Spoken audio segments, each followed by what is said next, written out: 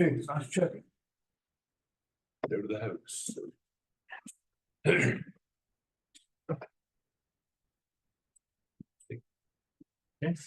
All right, good morning, everyone. Welcome to our regular council meeting for June 18, 2024. This is held virtually. It's 9:30. I'm going to call the meeting to order. Let's start off with the land acknowledgement. We respectfully acknowledge that the township of Havelock-Belmont-Methuen is located on the Treaty 20 Mississauga territory of the Mississauga and Chippewa Nations, collectively known as the Williams Treaties First Nations, which includes Curve Lake, Hiawatha, Alderville, Scugog Island, Rama, Beausoleil, and Georgina Island First Nations.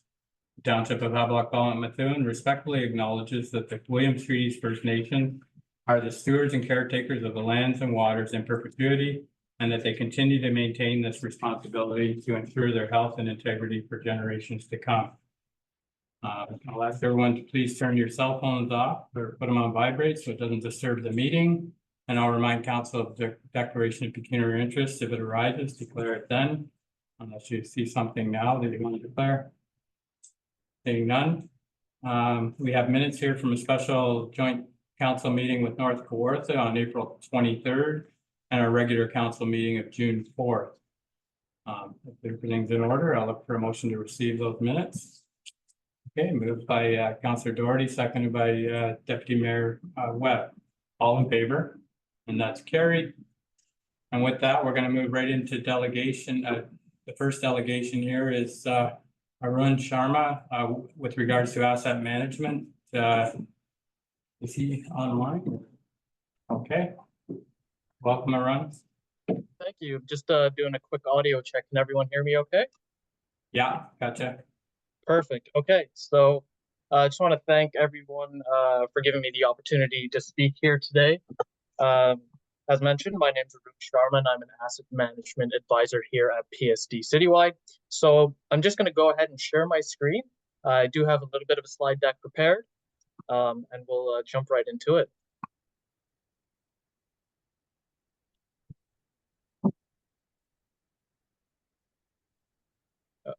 And can everyone see that okay?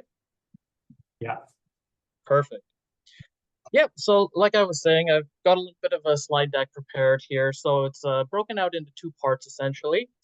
The first part is we'll just be going through a pretty brief introduction discussing the basics of asset management and the legislative requirements surrounding Ontario Regulation 588-17. Then we'll get into the specifics of the actual project that we've been working on over the past 7 or 8 months or so, and then ending it with moving forward with asset management in the future. Before we begin, however, I would like to take a second to just acknowledge the time and effort put forth by various staff members there at the township for not only getting us up to a 2024 compliant asset management plan, but a strong document that we can be confident in moving forward. So when we think of asset management, there's a lot of terms that are thrown out there and a lot of different broad definitions. But one that stood out to me and one that I think we can all appreciate is asset management really just is service management, because the tangible capital assets that we own, whether it be roads or bridges, facilities or underground infrastructure, these are all essentially just conduits to a service that we're providing our taxpayers. Like I said, whether it be a road or a bridge that allows our constituents to travel from place to place, or whether it's a recreational facility that allows our constituents to experience community centers and things like that. But apart from the actual ownership of assets, what exactly does asset management involve? As per ISO 55000, which is the international standard organization, they define it as the coordinated activity of an organization to realize value from assets. So what exactly does that mean? So let's take our recreational facility, for example. We know there's a cost attributed to not only the acquisition and disposal of it, but also its operations, its maintenance, its rehabilitation activities as well. So that covers the first component, which is the cost. There's also a performance aspect. How, in terms of a facility, for example, are our taxpayers getting what they're paying, what essentially they're paying for? Is it performing up to their standard? And then lastly, and the third component is the risk associated with ownership of that asset. So what risk does carrying this asset own? If it fails, what impact will that have on our constituents and on the township in general? And of course, because we own so many different types of assets, the inherent risk that each asset carries varies drastically from asset to asset. For example, if a facility is to break down, it may be a minor inconvenience and it'll be up and running within a couple of days or a week. However, if it's a road or a bridge, which carries a much higher risk as there may be legal ramifications, the consequence of that asset failure is much higher. So when we're talking about asset management, it's a really intricate balance between the cost of owning the asset, the expected performance or the level of service, and the inherent risk that it carries. Regarding the legislative requirements around an asset management plan, what you see here on the screen now is essentially a timeline from 2019 to 2025 of some of the key milestones and deliverables that we have to have completed. And starting in 2019 with the asset management policy, of course, the township, the policy was accepted and adopted in 2018, so we're all good on that front. And in 2022, there was an asset management plan that was also done by us here at PSD, which dealt with your core asset infrastructure. So when we say your core infrastructure, we're talking about your roads, your bridges, storm, water, and sanitary sewer network. That asset management plan in 2022 consisted of 6 different components. So there was the levels of service, which are driven by the province. So for example, we needed to report on the condition of your roads, and that's calculated using PCI.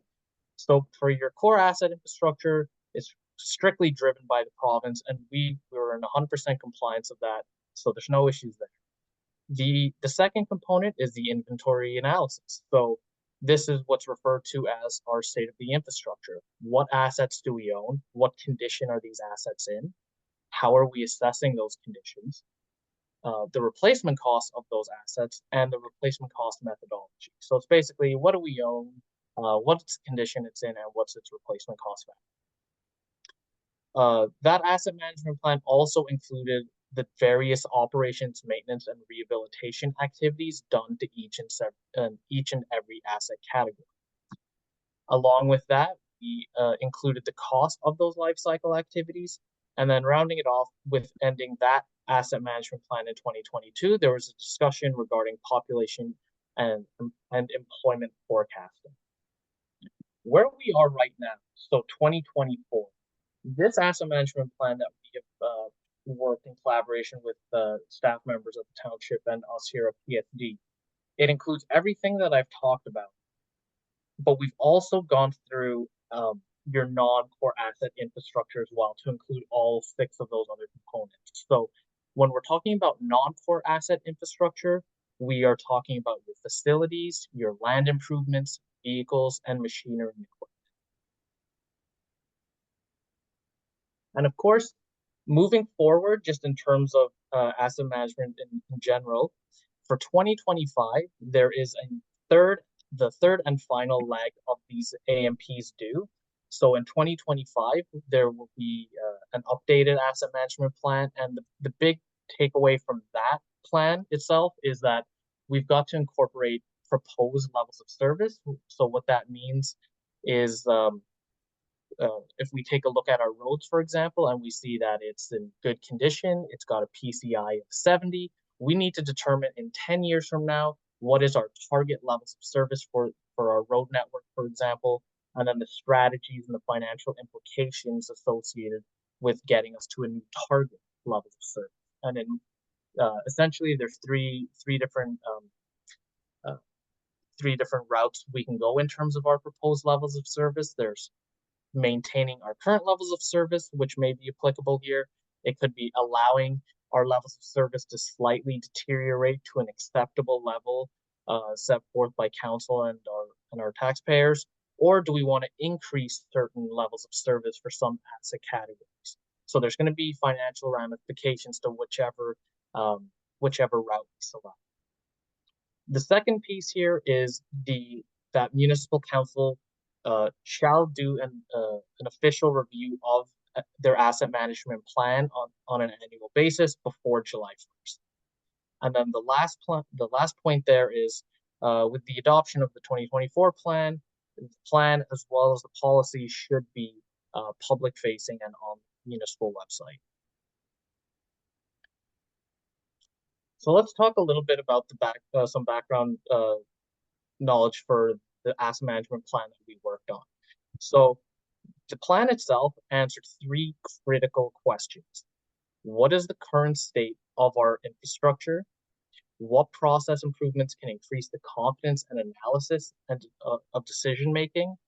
And what is the municipality's financial capacity to meet long-term capital requirements? So again, really what we've done is we've gone through and documented the state of the infrastructure. So we've categorized each asset category, the replacement cost, condition values, average annual requirements, and that helped us build out a financial strategy as well.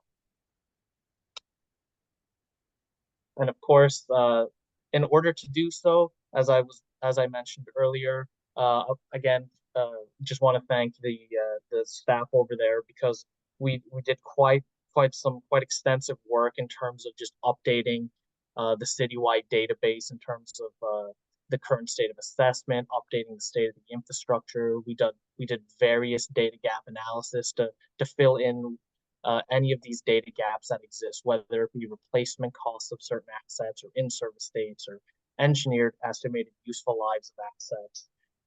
They really did a fantastic job of getting us that updated information. So the culmination of all these workshops and phone calls and working through the database, it landed us to a few critical graphics that I'm going to share with you.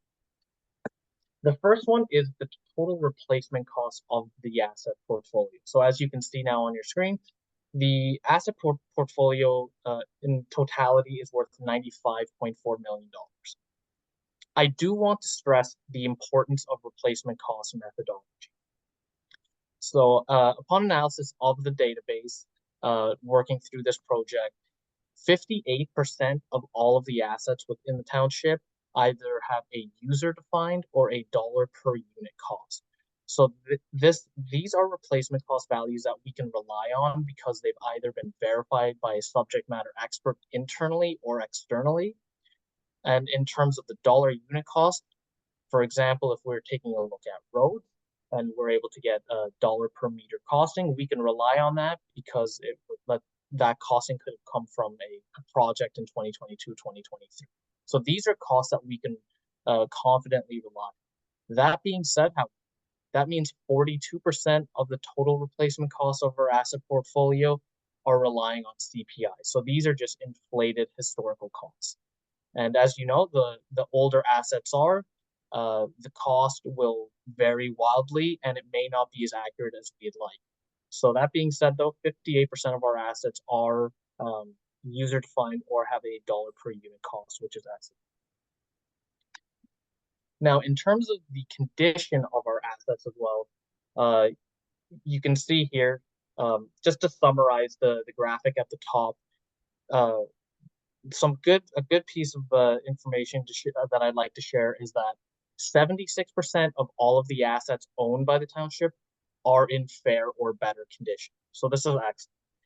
The other note that I want to mention is it's very important for us to understand how these asset conditions are derived. So that table that you see at the bottom there, I do want to highlight that our facilities, our bridges and culverts, and road network, much of those asset categories have been either about 80 to 100% assessed, which is fantastic because these are assessed conditions that we can rely on. As we know, age-based condition assessments or age-based condition scores aren't always reliable. For example, if we take a look at our storm water system there at the bottom, it indicates that the entire network is in very good condition. However, none of the actual storm network itself has been assessed. So is that a score that we can accurately rely upon? So the one thing again to keep in mind with the condition scores is the importance of having assessed conditions, because an age-based approach will quite often understate or overstate, depending on the asset category, the actual condition of assets. And that feeds into our capital requirements here. So upon analysis of the database and the state of the infrastructure, we've come to the conclusion that to maintain the current levels of service being provided to the township, that approximately $3.5 million would have to go into that $3.5 million would have to be allocated for capital requirements, as you can see here on the chart.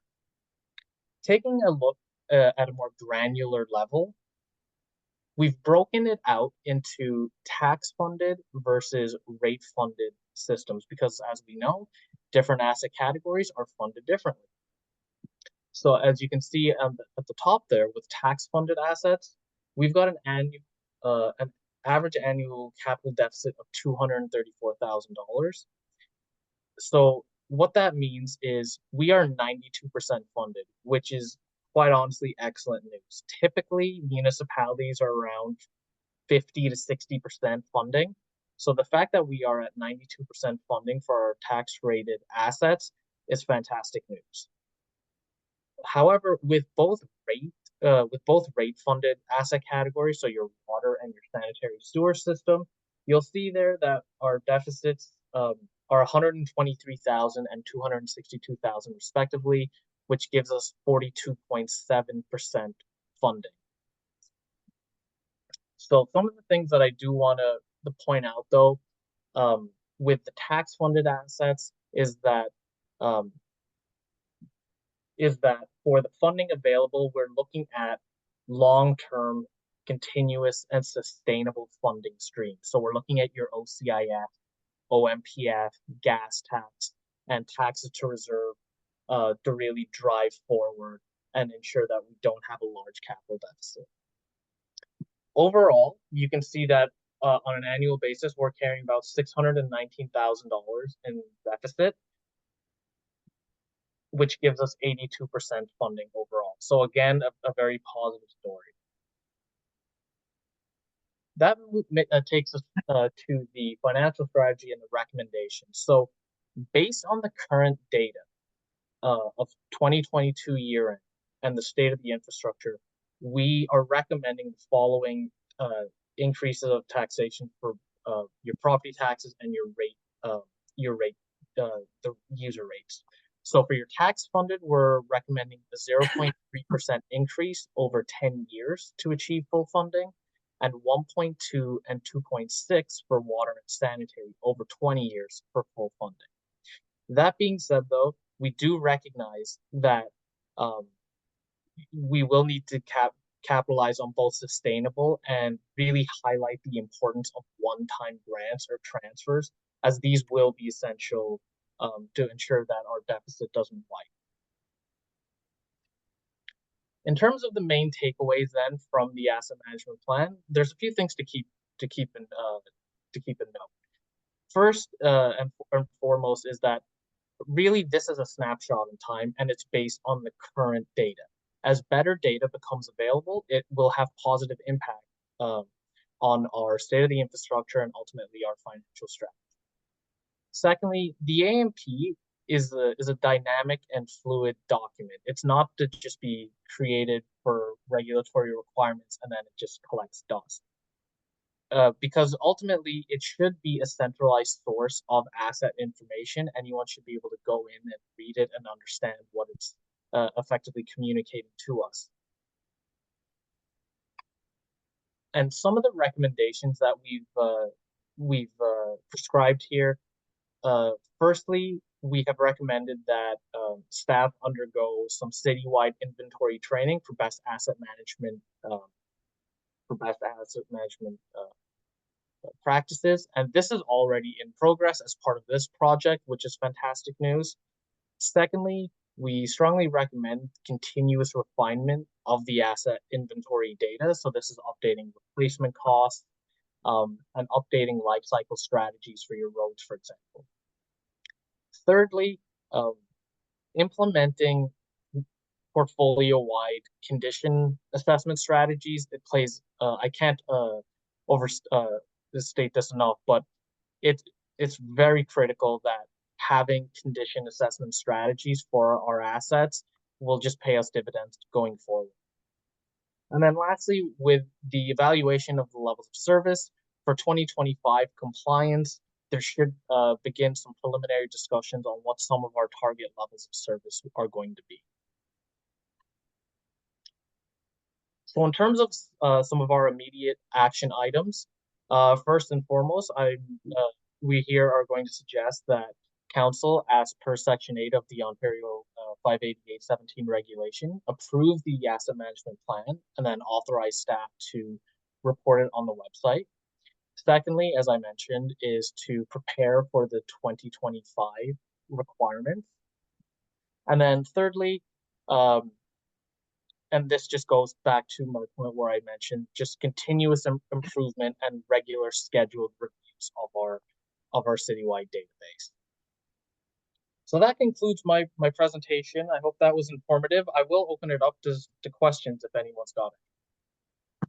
All right, thank you. So I'll open up to council. Any questions with regards to this? A lot of information, a lot of reading. Thank you, Mr. How do the roads needs study, recreation studies done? Did they interface with this? Are they obsolete? Do they tie in nicely? Right. So thank you for the question. They're most certainly not obsolete. The building condition assessment, and I really should have highlighted this. The building condition assessment is a fantastic step that the township has taken because we have now gone from having 1 or 2 line items for each of our facilities to a componentized breakout of all of our assets. So before, where we had maybe, like I said, 1 or 2 line items to say, here's our facility, here's the condition it's in, and its replacement cost, we now have multiple listing for each and every single component pertaining to that asset. So it allows for better asset management, updated replacement costs, and components have an updated condition score as opposed to the entire building, which is what it was before. Now, the road needs study, again, gave us a lot of good information. The only thing I'll say with the road needs study is that typically we suggest that a township or municipality go through a 5-year schedule to ensure that their roads are up to date. A 5-year schedule is typically is what we'll recommend. But the studies themselves have been fantastic as they allowed us to have better condition scoring metrics and updated replacement costs. Okay. So the road needs study is in the works now and that will help in the future, I guess. So yes, it will certainly help, especially for the 2025 iteration of the plan. Because I could be mistaken here, but I believe the road needs study is from 2019, the current one. So an updated road needs study will help with the 2025 plan, certainly. okay. Any other questions? So yeah, so this is a great document that's going to help us in the future here for everything we do. A lot of work, and there's a lot of empty spaces still. So I think once they're filled in, hopefully by 2025, it's going to be a complete document that really helps us move forward. So any other questions? Okay. So I guess we'll just keep continuing moving forward here. There is a suggested motion here that council, as per Section 8 of Ontario Regulation 588-17, approved by resolution the asset management plan and authorize staff to post and report the township website. So does somebody want to move that motion? Yeah, no, sorry. Okay. So moved by Deputy Mayor Webb. second by Councillor Doherty. All in favor? And that's carried. Thank you, everyone. Thank you. Oh, Sorry, sorry. if I could just make a comment, Arun has done such an incredible job. He got us from a point where we were not sure if we'd be able to be compliant with the legislation by the July 1st deadline, and he's just done a yeoman's job of getting everybody organized, and just thought I'd acknowledge that. Thank you, Lionel. I know you put a lot of work into it too. But, okay, so thank you, and we'll move on now. Thank you, everyone. So the next item on our agenda is a public meeting for zoning bylaw amendment. I'll look for a motion to go into the public meeting by Councillor Doherty, second by Councillor Clement. All in favor? That's carried. We only have one item on here, and this is the statutory meeting held under section 39 of the Planning Act. Any person may attend the public meeting and or make verbal or written representation, either in support of or in opposition to the proposed zoning bylaw amendment. Please keep your video off and your microphone muted during the meeting until you're invited to comment regarding a planning matter. If a person or public body does not make an oral submission at a public meeting or make written submissions to the Township of Havelock-Belmont-Methuen before the proposed zoning bylaw is passed, the person or public body is not entitled to appeal the decision of the Council of the Corporation of the Township of Havelock-Belmont-Methuen to the Ontario Land Tribunal. If a person or public body does not make an oral submission at the public meeting or make written submission to the Township of Havelock-Belmont-Methuen before the proposed zoning bylaw amendment is passed, the person or public body may not be added as a party to the hearing of the appeal before the Ontario Land Tribunal, unless, in the opinion of the tribunal, there are reasonable grounds to add the person or public body as a party. If you wish to be notified of the passing of the bylaw amendment, you must make written requests to the Township of Havelock-Belmont-Methuen. So with that, I'll turn it over to Arya. Through you, Mayor Martin. Good morning, members of council. So the purpose and effect of this report is to present for the consideration and requisite approval of council an application to amend the township's comprehensive zoning bylaw in order to permit the redevelopment of a single detached seasonal recreational dwelling unit while also introducing certain site-specific regulations. So the recommendation is that, subject to any new information provided at the public meeting, received prior to or at the statutory meeting, the draft bylaw be passed as presented. So just by way of a background, as proposed, the development of the subject lot will consist of a complete tear and rebuild of an existing seasonal recreational dwelling unit to construct a new seasonal recreational dwelling unit alongside attached uncovered decks to the rear as well as to the front of the dwelling unit. Currently, the property is developed with an existing recreational dwelling unit comprising a total floor area of approximately 84.5 square meters, and that translates to about 910 square feet with an existing lakeside uncovered deck. So the township records do not indicate the presence of any building permits for the construction of the dwelling unit. However, data that was provided by the Municipal Property Assessment Corporation, short for MPAC for short, suggests that the existing dwelling unit was constructed back in 1950. So the owner of the subject lot is Richard Van Steenberg. The property description is part lot 16, concession 3, and with a municipal address of 101 Fire Route 10 in the Belmont Ward. And the assessment roll number is 1531-010-003-18300. And the type of planning approval here is zoning bylaw amendment under section 34 of the planning. A site visit was conducted on the subject property, and that was done in August 31st of 2022. And there are no other planning applications that are in the kind of in the pipeline right now at the moment. So the subject property comprises approximately 0.2 hectares, and that's roughly around 0.5 acres of land with shoreline frontage maintained on Belmont Lake. There's currently an existing recreational dwelling unit on the property comprising again of 84.5 square meters. Property survey data as well as township records do indicate the presence of some existing structures or existing accessory structures on the property, and that is mainly a boathouse that is intended to be removed.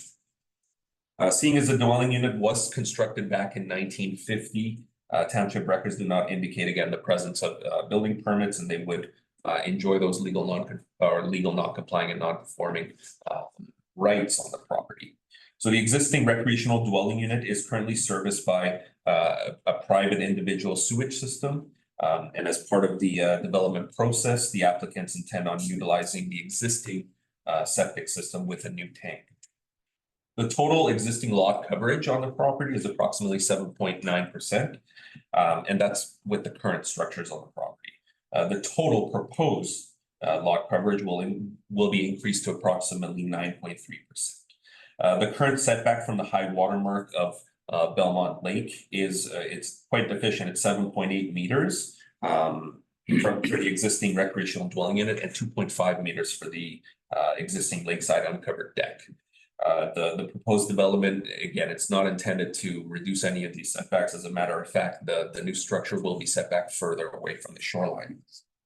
So the subject property is currently zoned as seasonal residential, and we spoke a little bit about the lot coverage, and as the allocation of lot coverage on the subject property will be slightly increased, it's still less than that 15% that is allocated in the seasonal residential zone.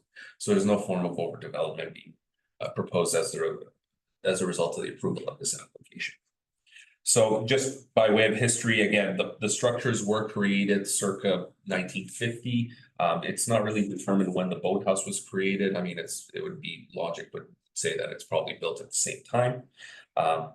The existing structures on the property were severely damaged as a result of the 2022 Canadian derecho that came by and damaged some properties on the property in the subject area. This event served as the impetus for the redevelopment of the cottage. So by way of the proposed development, the applicants are requesting permission to develop the property and demolish the existing recreational dwelling unit and make room for the new one. A majority of the proposed dwelling unit is to be constructed on the existing footprint of the current structures that are there. The entirety of the proposed recreational dwelling unit is again set further back from the shoreline of Belmont Lake, and the proposed development will be limited to 1 story. No setback standards are again being reduced as a result of the approval of this application, and a demolition permit for the existing structure is anticipated as part of the development process. So the new recreational dwelling unit, as well as all of its accompanying decks and porches, will have a gross floor area of approximately 202 square meters, and that would be roughly around 1,300 square feet. The height of the proposed recreational dwelling unit will be less than that is allocated in the seasonal residential zone, which caps it at 30 feet. And again, as proposed, lot coverage is being bumped up to 9.3% from 7.9%, but that is less than the 50% allocated in the seasonal residential zone. By way of a planning discussion, I mean, I won't go into further details about like the specific policies township staff have determined in our report that the planning legislation and policies and regulations have been met in order to constitute good planning principle. And following our assessment and review of this application, again, within the context of relevant land use planning policies, it is the township's planning opinion that the subject application conforms to the growth plan, the County of Peterborough's official plan, the Township of Havelock-Belmont-Methuen's local official plan, as well as the Township of Havelock-Belmont-Methuen's comprehensive zoning bylaw, as well as maintaining consistency with the provincial policy statement that you mentioned. And that concludes my report. Okay, thank you, Arya. Okay, so I'll ask, first of all, I'll be asking 3 times anybody in opposition of this application, followed by 2 times anybody wishing to speak in favor. So start off the opposition. Anybody wishing to speak in opposition of this application? Second time, anybody wishing to speak in opposition? Third time, anybody wishing to speak in opposition? Is there anybody wishing to speak in favor of the application? I'm not sure if the applicant's online. Forward. Second time, anybody wishing to speak in favor? Third time, anybody wishing to speak in favor? Seeing none, I'll open it up to council. Is there any questions for Arya? Yeah, so there is a recommendation here. With motion, we approve the recommendation of the planner. Yes, so that's moved by Deputy Mayor Webb that we move the recommendation and second by Councillor Clark. All in favor? And that's carried. Okay, thank you, Arias. I'll look for a motion to go back into the regular meeting, moved by Deputy Mayor Webb, second by Councillor Clement. All in favor? Not carried. So the bylaw is here. If we can get that out of the way, it would help. So I'll just go to that. So okay, so the bylaw is with regard to this application. We don't get to reading that or.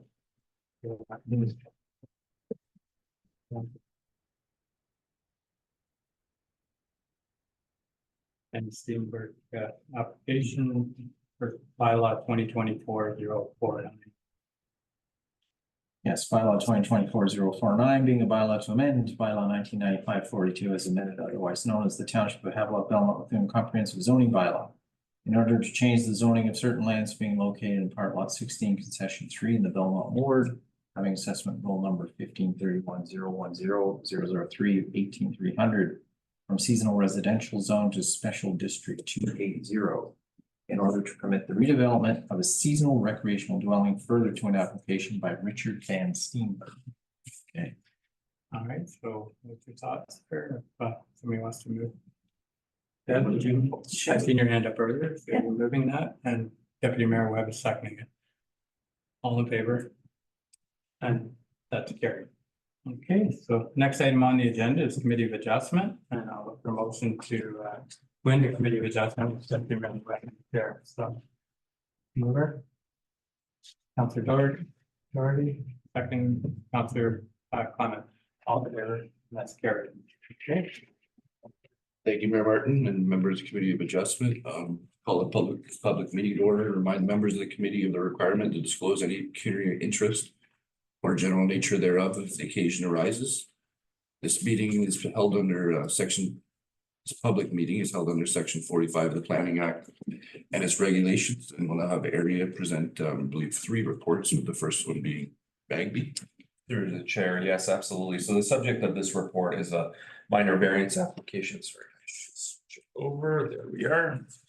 So the subject of this report is a minor variance application. The file number is A-06-24. The subject property is the property owner, John Scott Bagby. Their consultant is here present at the council meeting, and it's her name is Laura Stone. Municipal address is it's actually a vacant parcel of land which is only water access. The roll number for the property is 1531-010-007-67703. And the property legal description is part lot 24, concession 11. The area of the property is 12.49 hectares, which translates to roughly around 30.8 acres. And the zone of the property is currently open space. And the official plan designation of the property is a dual designation. It's shoreline and rural. And again, it's in the ward of the Methuen ward. So the purpose and effect of this minor variance application is as follows. So number 1 is to seek relief from section 20.2.2A. And this will have the following effect: reducing the minimum required lot area from 20 hectares, which is 50 acres, to 12.49 hectares, which translates again to 30.8 acres. And this relief is to permit the development of a hunting camp to be located outside 30 meters of the shoreline of Jack Lake and other natural heritage features that are subject on the property. So the recommendation is that minor variance application A-06-24 be approved with the following conditions. Number 1, that the 20-day appeal period lapse prior to the issuance of a building permit. That the construction of the hunt camp be completed in accordance with the site plan that is submitted, which is up there for council's review. Number 3 is that a building permit be issued within 18 months of the approval of this application. And that the township's fire chief issue a 911 municipal water access only address on the property. So just by way of an analysis on this property, so the subject property is currently situated on Jack Lake and it's considered a water access only parcel. That just means that there's no roads that end up leading to this property as of yet. So the parcel is currently again 12.49 hectares, 30.87 acres. And is situated outside the portion of Jack Lake, which is considered at capacity, which is again further reflected as Sharps Bay. The subject property is currently vacant with no structures. It is proposed that a future hunt camp will be situated on the subject property with a building envelope that is currently proposed outside 30 meters of the high watermark setback of Jack Lake. Township staff have, as per our report, have determined that the minor variance application maintains the four tests of the maintains the four tests of a minor variance, which is minor in nature and desirable and appropriate, as well as maintaining consistency with the official plan as well as the zoning. So the property does fall outside the Crow Valley Conservation Authority's watershed jurisdiction. So this application was not circulated to them. However, it was circulated over to Peterborough Public Health, and so far they have not commented anything really at the moment. And that concludes my report. Thank you very much for the report, Maria. I see we have the agent present with us today. Morning, Laura. Do you have anything to add to Aria's report? I do. So thank you very much, and good morning, Chair and committee members. As Aria mentioned, my name is Laura Stone. I'm a planner director for One Community Planning Incorporated. This property, as you can see with the site plan, it can support a low impact development of a hunt camp on 30 acres. The property owners own the adjacent properties to the east and to the south. So they are able to access with a four-wheeler through their southern property up through the eastern property and over to this one, although it is considered to be water access for the purposes of the municipality. This application does meet the four tests of the minor variance. It's representative of good planning. And I just want to speak very quickly to Sharps Bay being at capacity. The County of Peterborough has determined that development, as they define it, is the creation of a new lot. So changing the lot area requirement for something like a hunt camp would not fall under the purview of development from the county's level. So this maintains at the township level, which is why I'm here before you today. So if you have any questions, I am happy to answer them. Thank you very much for that, Laura. Thank you for the clarification. No problem. Thank you. Through your chair, what's the size of the other properties they own? Through you, Chair, they range. I believe the southern property is approximately 75 acres. And the property to the east is roughly the same, about maybe 60 to 70 acres. They're large parcels. They're very large. So one of them is zoned rural, the other one is zoned open space. You're welcome. Well, good question. Yeah, I do. Councillor Clement, go ahead. Sorry, thank you, Laura. So Crow Valley's not involved, but it's got other natural heritage features. Can you expand upon that a bit? Absolutely. So through you, Chair, this property does have some sensitive areas of unevaluated wetlands, which is why I've had my draftsman create a buffer to determine what the building envelope would be so that there is no impact whatsoever on any of those sensitive areas. So as you can see, in the middle of those buffers, it says wetland or pond.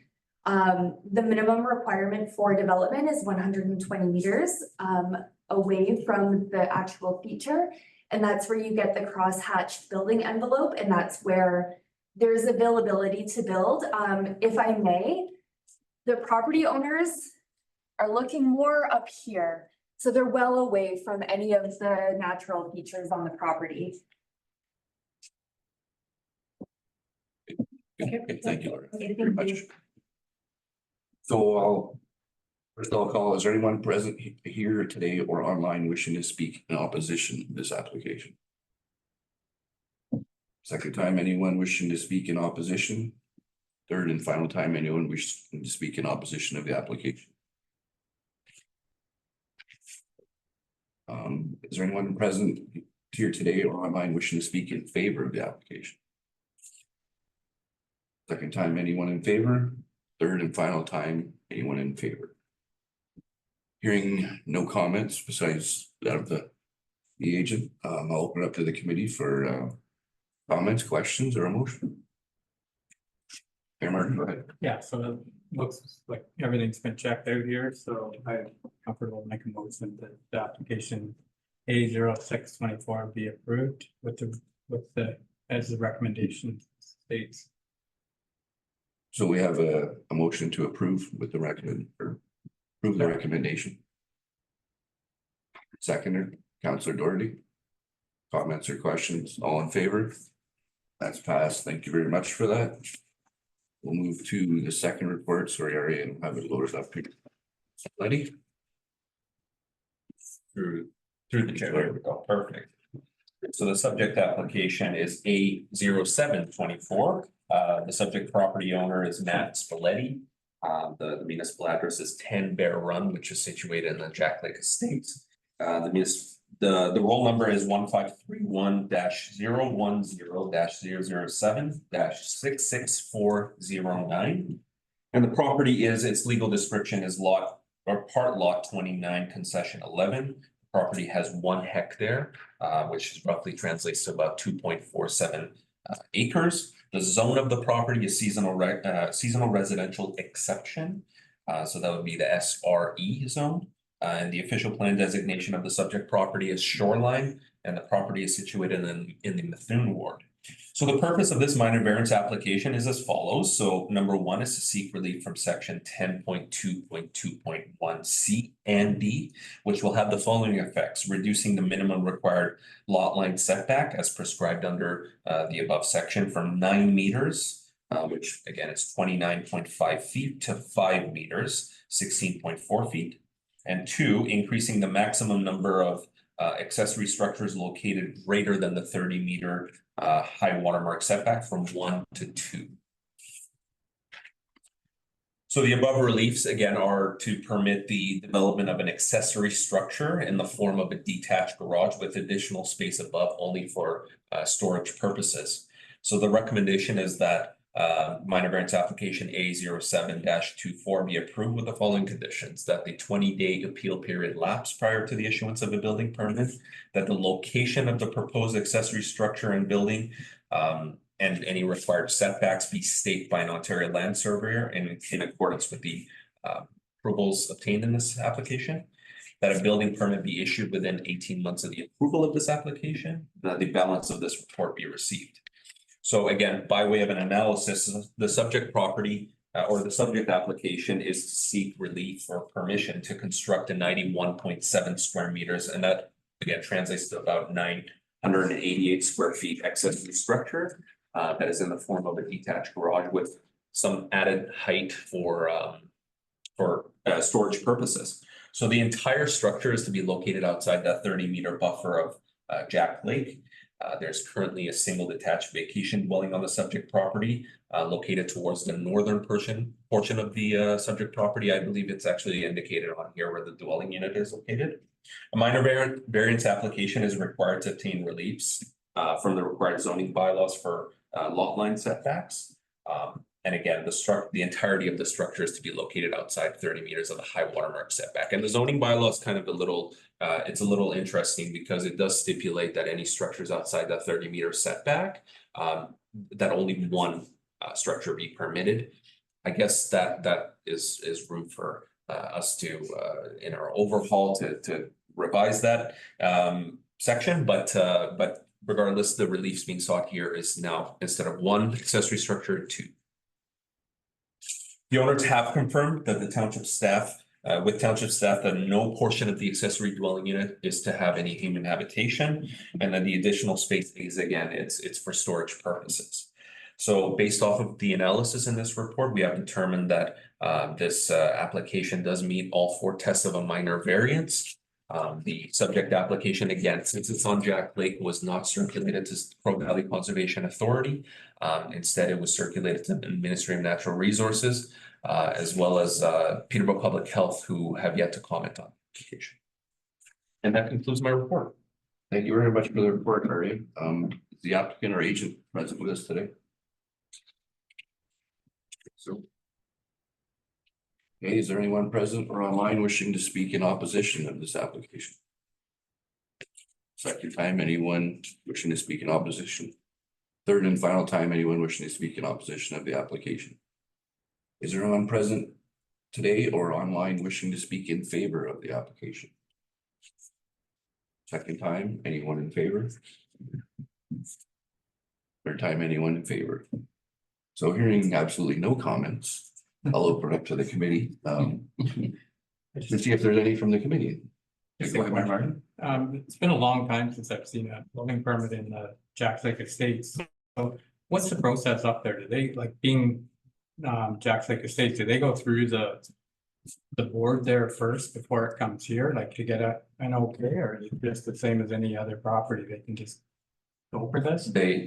So through you, Mayor Martin, the application is circulated to the estates. Okay. And any neighboring property. I'm not aware of any board required requirements. However, I mean, this is a minor form of development. If it was a larger official plan amendment or zoning bylaw amendment, yes, I would circulate it to whatever board that was included on that. However, I've tried to do some research on finding the information of the Jack Lake Estates. It's very scarce. I couldn't find much information. We had a lot of rules around it when it was developed. It was like, what is it, 22 or 29 properties or something like that.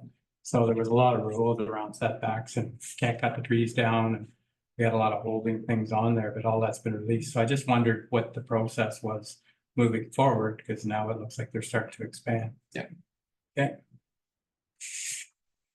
Councilor Doherty. So there's no covenants that you see on there that would prohibit. Not that I am aware of. No, absolutely not. So we've actually done 2 applications on Jack Lake already, and it's actually for the exact same thing. It's a garage outside the 30-meter high watermark setback, and that application was done with our planning consultants who actually did create the Jack Lake Estates plan and everything. There were no requirements at the time to circulate it or any caveats or anything. Yeah, Councilor Clement. So are you still haven't heard back from Peterborough Public Health? Through you, Mayor Martin, or through the chair, no, I haven't. Okay, but that is a necessity? It is a necessity in the sense that we would want them to comment on the application. Typically, because of the influx of applications that they get, they usually send the comments eventually. To date, I have never seen a comment in which they propose an objection. Good. Gary, you said you referenced this as the second building within the 30-meter. Is that, and you said that, I don't know if we have a bylaw against that or. Yeah, through the chair. So there is another structure on the property, and that was verified through a site visit. It's a little shed that's, I want to say, southeast of the dwelling unit. Again, the entirety of the structure is outside that 30-meter setback, and you can kind of see the shoreline right there. So both structures are outside that 30-meter setback. However, the seasonal residential zone says that, look, if you have enough acreage, you can bump structures outside the 30-meter setback and enjoy some like expansion reliefs, like height and size. But the particular issue is it only caps it at one structure. Are we seeing more of these applications? Like this, I think your reference is going to be used for storage. So are we seeing more of these? I think we've got another issue coming with the storage containers, right? In terms of some of these people wanting them as well. I'm just wondering how they might work together. I'm just asking you, are we seeing more of these applications for second storage buildings on, on cottage properties and stuff? People are running out of space. Yeah, through the chair, I would say so. Yeah, I would say a majority of the minor variances that I approve, well, that staff approve or recommend the approval of, have been, have included this additional space for storage. Yeah, thank you very much for that. So I think we've gone through everything, asking the public for pros and cons. So I'm just looking for a motion here. Mayor Martin, go ahead. I'll move the recommendation for application 80724. So moved by Mayor Martin. Do I have a seconder? Councillor Flagler, comments or questions, all in favor? And that's passed. Thank you very much. And we'll just move to our third and final report, which is Johnson. Through the chair, so the subject of this report is minor variance application A0823. And the property owners are Zachary and Mackenzie Johnston. The municipal address is 258 Belmont Township 7th line. The municipal roll, the roll number is 1531-0010-002-29901. And the legal description is part lot 3 concession 8 with an acreage of 2.06 acres. The current zone of the property is rural, as well as it maintains an official plan designation of rural. The property is situated also in the Belmont. So the purpose of this minor variance application is to seek relief from section 4.1C of the Township's comprehensive zoning bylaw to permit again the development of a single story accessory detached garage. This application will have the following effects: increasing the maximum height of an accessory structure from 4.5 meters, which that's 15 feet, to 6.7 meters, that's 22 feet. So that'll be a difference of 7. The recommendation is that minor variance application A08-24 be approved with the following conditions: that the 20-day appeal period as prescribed under the Planning Act lapse prior to the issuance of a building permit, that a building permit be issued within 18 months of the approval of this application, and the balance of this report be received. So again, by way of analysis, this application presently before the committee's consideration is to permit the property owners to construct an accessory detached garage on the property with additional height. The current owners are proposing to construct again a single detached dwelling unit alongside an accessory detached garage. Building permits, I believe, were issued for the residential structure, and so this application only pertains to the detached garage itself. So in the rural zone as well as just generally in our zoning bylaw, all detached accessory structures that are used in companion to a residential structure are capped at 15 feet. And therefore, the approval of this application is to give them that additional 7 feet of space. Okay. So the property is currently located in the watershed jurisdiction of the Crow Valley Conservation Authority. Consultation with both Peterborough Public Health and CVCA is currently underway, and I believe approvals from both agencies will be required for the building permit process.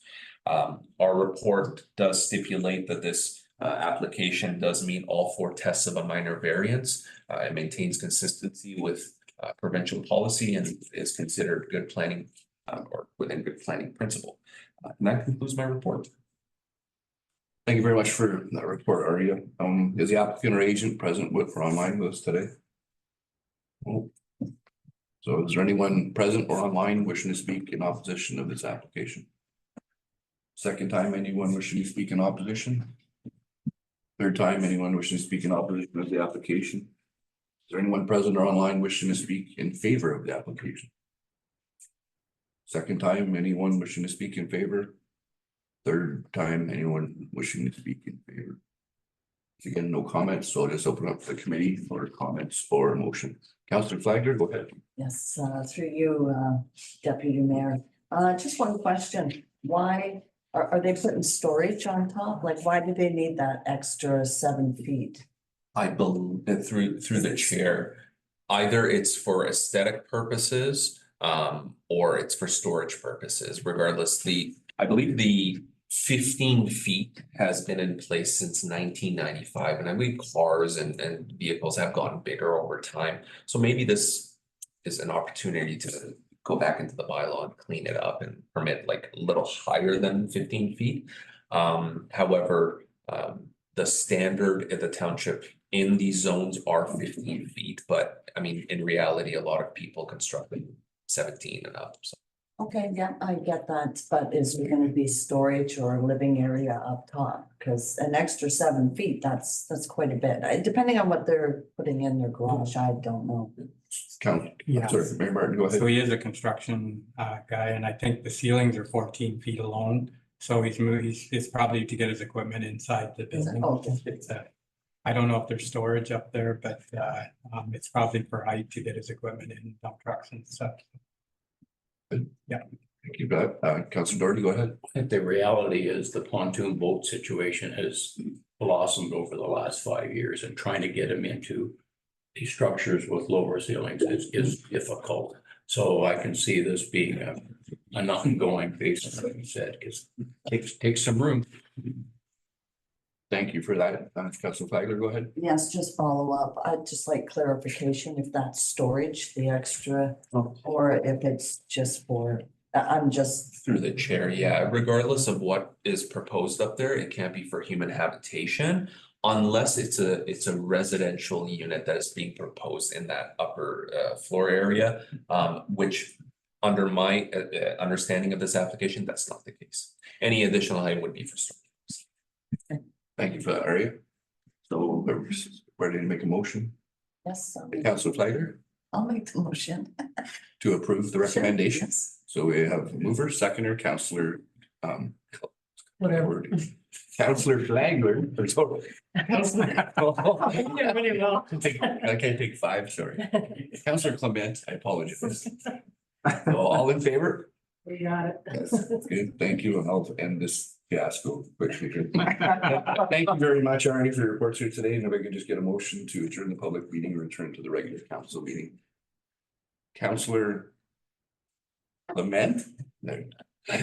Councilor Doherty, all in favor? Thank you very much, Mayor Martin. Sorry. Okay, thank you.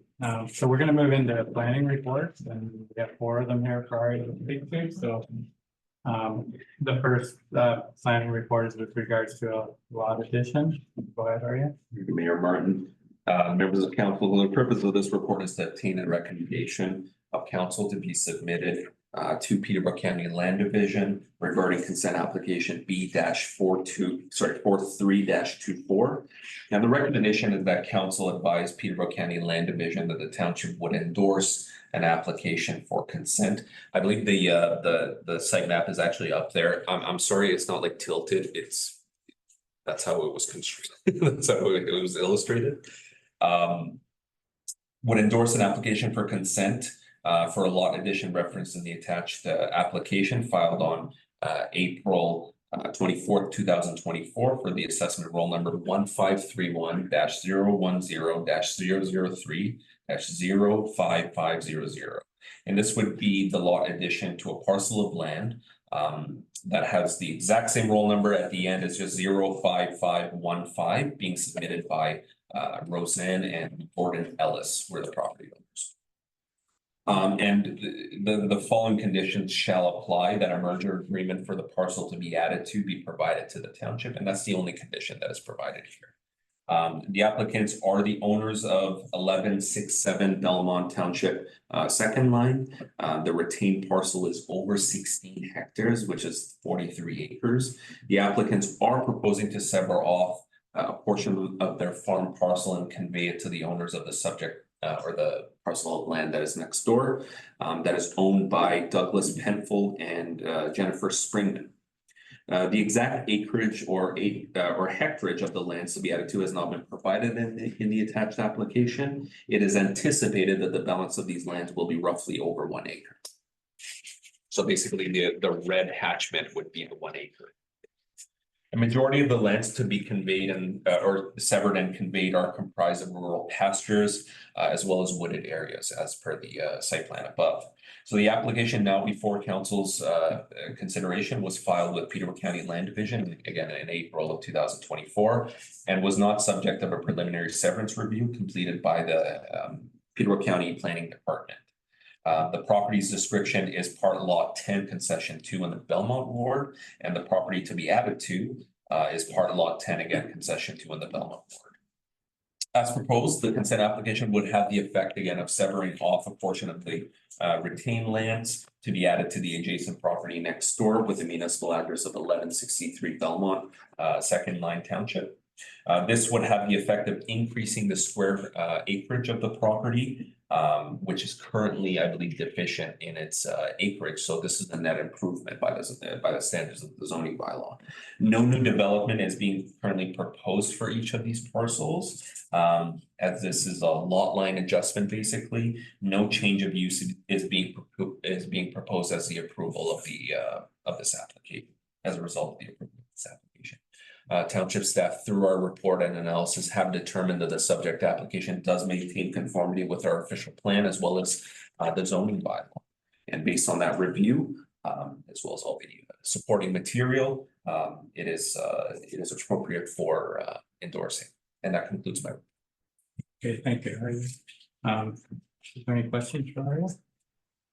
Yeah, Deputy Mayor Galea. I'm familiar with the property, so I'll make a motion for the recommendation. Okay, moved by Deputy Webb that we approve the application, second by Councillor Doherty. All in favor? And that's carried. Okay, Ariel. You, Mayor Martin. So this next application, or the purpose of this report, is to seek to provide background information regarding the proposed consent application to the creation of one new lot. And there it is, actually. That council advise, so the recommendation is that council advise Peterborough County Land Division that the township of Havelock-Belmont-Methuen endorses an application for consent to create one new residential building lot, being referenced as B3424. And what you're seeing up there is what you're actually seeing. So the lot line would be actually going through an existing structure. And the following conditions, or sorry, the new residential lot. And having assessment roll number 1531-020-001-135200. And this is submitted on behalf of property owners and Christopher Bell. The following conditions shall apply: that $1,000 cash in lieu be paid to the municipality for each of the new lots being created by the granting of this consent application, that a zoning bylaw amendment or a rezoning be completed to the satisfaction of the municipality upon the completion of a property survey, that the applicants ensure that both the severed and the retained lots, so the red and the green, each maintain separate water and sanitary services. So by way of background on this property or this application, the subject parcel is currently situated in the village of Havelock at the intersection of William and George Street. The parcel in question comprises approximately 0.2 acres of land, with frontage being maintained again on both William Street as well as George Street. The subject property is considered a corner lot in a built-up area in the village of Havelock, and the application now before council's consideration was filed in March of 2024. Prior to the submission of this application, the consent proposal was subject of a preliminary severance review. That's just planning commentary from Peterborough County Land Division or the Planning Department, and that was completed in December of 2023. If approved, the retained parcel will comprise approximately 0.09 acres with 20 meters of frontage. The severed parcel will comprise 0.12 acres with roughly 26 meters of frontage. That translates to about 85 feet of frontage on the roads that are indicated up there. As indicated by the consent application, the severance line traverses the existing, I believe it's a semi-detached dwelling unit along a common separation wall. And it has been confirmed by the county's planning department that the subject application does not fall within the boundaries of any registered plan of subdivision. Township staff have, through their report and analysis, concluded that the subject application does maintain conformity with the official plan, as well as the zoning bylaw. And based on that review, it is advisable to endorse the application. And that concludes my report. So. Yeah, so is this the semi that's on the corner? Yeah. Okay, This one, okay. so it's a matter of making it two separate properties to, okay. Through you, Mayor Martin, that is correct. I know it seems a little unorthodox. However, this is very common in larger urban municipalities like Toronto, Ottawa. I was always of the impression that certain, I mean, each municipality kind of deals with it differently. They do different types of agreements. We're only trying to ensure that each parcel has their own water and sanitary sewer, just so that if there is a servicing requirement or a need to repair any of the servicing, you're not going on someone else's property to do that. Pretty much right now. I know it's prevalent in the city because there's a lot of semi-detached houses there, but I think all of those are built by developers. So I mean, they're sold to people. Is there a lot of this where where you just split a house? But Yeah, through I'm just asking. through you, Mayor Martin, to you, Councillor Webb, I would say that it's pretty typical, this kind of configuration. The only requirement would be for the rezoning setback to be 0. And based off of, I guess, the province's messaging, it's to create housing at all costs. I don't want to get way off course here, but just, it's kind of interesting to me. So what happens if something happens to the wall between the two houses? Who's responsible for that? Through to you, Mayor Martin, to you, Councillor Webb. That is where certain municipalities require different agreements in place, like maintenance agreements. But that's not something we're gonna get caught up in as a municipality. That's between the homeowners. I believe so. It would be the Okay, that's just kind of what I'm concerned about, future litigation. So, thank you very much, Arya. The question I had with regards to the building permit side of it, so if this was coming to us as a 2 lots, or I don't know how, like, I've never seen this before, so as far as the building permit to build a house like that, I think it kind of goes to what Deputy Mayor Webb's saying. Travis, does it fit? Like, there's no separation wall, like, you know, like you see in townhouses, they have the firewall or whatever. I don't think this was built that way. It was just built as a semi. Is everything okay on the building side of things? I guess that's what we're worrying about, repercussions, right? Through you, Mr. Mayor, that's one of the questions and things that I are going to look into. It is built with a fire separation between them.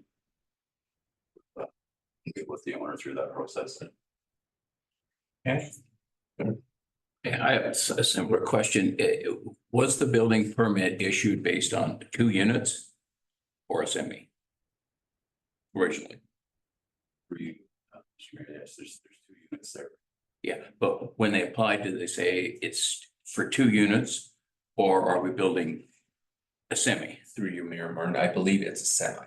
So it's a semi-detached. So you have two units that are just detached. I got, but so if you're building it as 2 units, it may not have the firewall required. But if you're building it as a semi, the requirements are very much different. I assume for firewalls and separation, because that's, as you said, pretty commonplace.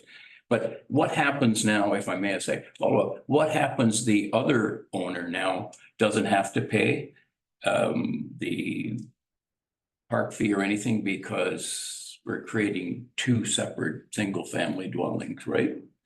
Yeah, through you, Mayor Martin, to you, Councillor Doherty, I believe the cash in lieu is still required. Anytime we create a new lot of cash in lieu is required. But we're not creating 1, we're creating 2. Are we not? No, you're creating 1 essentially because it's 1 parcel and you're putting a lot line through, so you're making 1 into 2. We already collected on the first part. Right. And so the other question along with that is the development fees from the county would have only paid 1 development fee when it was built probably. I know we're getting into weeds here, but there's a lot of questions. I've never seen this before, so I just want to make sure everything's, you know, nothing's going to come back at us, but and I guess maybe that'll be a part of the land division discussion, but should there have been another Thanks. development fee? Yeah. Deputy Mayor Webb's on there, so he.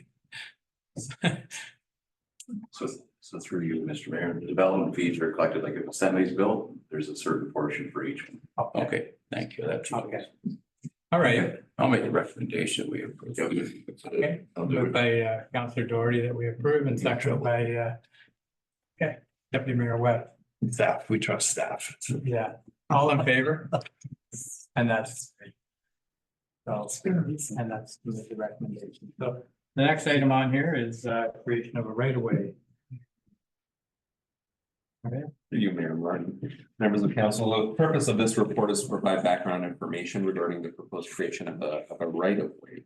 So the recommendation is that council advise Peterborough County Land Division that the township endorses the subject application, the creation of a new right of way being referenced as B-51-24 and having assessment roll number 1531-010-008-02000. And this application was submitted by Kevin Duguay on behalf of the property owners, who are PJ and Caroline Cool. And the following conditions apply: that the severed parcel being a right of way as identified on consent application B51-24 be registered on title for the adjacent property owner or the adjacent property with the assessment roll number of 1531-010-008-02001. So by way of a background, the property in question comprises approximately 43 acres, together with approximately 466 meters of frontage maintained along County Road 44. And this property is in the Belmont Ward. The property's legal description is part lot 26 concession 10, and it has a municipal address of 3391 County Road 44. The application now before council's consideration was filed with Peterborough County Land Division in April of 2020. And the purpose of this application, again, is the request for the granting of a right of way over the property identified as 3391 County Road 44. It's illustrated up there, to provide the adjacent westerly owners. So that would be the Roadhouse property with access to the property via that right of way. Township staff have determined through their report and analysis that this subject application does maintain conformity with our official plan policies, as well as the township's comprehensive zoning bylaw. There's no new development being proposed as a result of this application. It's just mainly a right of way. And that concludes my report. Okay, thank you. You're really testing us today. I've never seen one like this either. Anyways, but I understand what you're trying to do. Councilor Doherty, go ahead. Just a question, maybe it's just verbiage, but it says retain portion, so below the right of way line, whatever direction that is that going to now create a separate lot? Through you, Mayor Martin, to you, Councilor Doherty, no, that would not. A right of way basically is just like a legal. Well, no, but it says retained, which means that what's left over would be something else, like just semantics. Yeah. Okay, thanks. Councilor Clement? Through you already, so say down the road, who's decide to sell.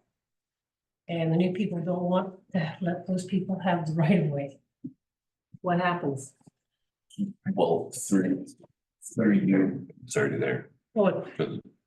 Yeah, through you, Mayor Martin. I believe you're talking about the yellow road, yeah. Yeah. So that's gonna be a legal instrument that's gonna be registered on title. So there are gonna be legal ways to obtain that. And I guarantee you that one of those legal ways is to consult with the property owner that's next door.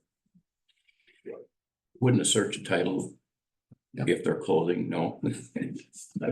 Okay. I was registered, so. Okay, so there's a recommendation here with council's thoughts. I did the last one. That's a strange one. That's all. For you, Bev, to get up on So the recommendation would be that we advise Peterborough County Land Division and that we endorse as a township. Okay, I'll do it. Moved by Councilor Flagler, seconder. Majority, all in favor? And that's carried. Okay, and the next item here is another auditor. Through you, Mayor Martin, it is my last one.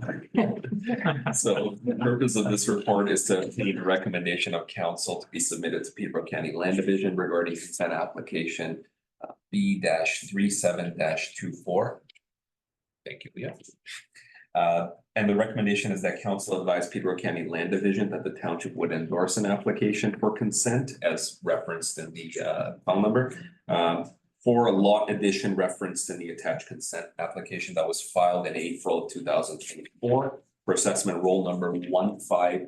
-31-010-004-39300. And this would be a lot addition to the parcel of land identified, again, another roll number, but 1531-010-004-39306. And this application was submitted by Ken and Sheila Petherick, who are the property owners. The following condition shall apply: that the merger agreement, again, much like the last lot addition, a merger agreement for the parcel being added to be provided to the township. And that's the only condition. So by way of a background, the applicants are the current owners of, and we can see it illustrated up there, 933 County Road 46. The retained parcel is over 4.36 hectares of space. And that translates to about 10 acres or 10.7 acres. The applicants are proposing to sever off roughly around 2.2 hectares, which is 5.4 acres of land, and convey it to the owners of the adjacent lot that are owned by Stephen Peck. The majority of the lands to be severed and conveyed are, again, it's comprised of rural pastures and farm lands. The application now before council's consideration was filed with Peterborough County Land Division in April of 2024, and a PSR, which is a preliminary severance review, was completed in January of 2024. And just very quickly, the legal description of the properties are part lot 14, concession 9 in the Belmont. As proposed, the consent application would have the effect of severing off, again, 2.2 hectares of space to be added to the adjacent property. And this would have the effect of increasing the square acreage of the property, and I guess bringing it into further conformity with the zoning bylaw. There's no development being proposed as a result of the approval of this application. Township staff, through our assessment and review, as well as analysis, have completed it and concluded that the consent application does maintain conformity with our official plan, as well as the township's comprehensive zoning bylaw. And again, there's no new development being proposed currently at the moment. And that concludes my report. Right, thanks, Maria. Okay, so yeah, Deputy Mayor Webb, go ahead. Yeah, I don't know, still saying it's pretty straightforward application, so I'll make a motion that we accept the recommendation of the plan. I was just gonna make one comment that I forgot. There was a typographic error that was in the second page on the the third paragraph. It's just instead of the address that's provided here, it should be County Road 46. I just want to make that on. All right, Yeah. so you're moving it? Yep. Okay, moved by Deputy Mayor Webb that we approve this application, seconded by Councilor Clement. Questions? All in favor? And that's carried. Okay, thank you. So I'm just gonna try and move through the delegation here and then we'll take a break. So next item one here is delegation of one investment. Stay online, We're or not sure if our delegation has arrived. Mayor Martin, I don't. Oh. How's that for timing? Take a break. They And want, they can get, yeah, I get, take a 5-minute break here. 10-minute break, 10-minute break, we'll come back after that. They will.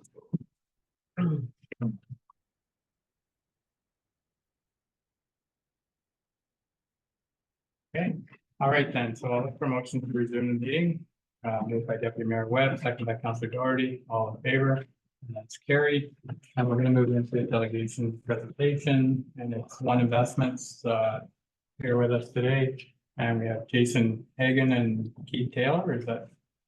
Okay, welcome. Thank you.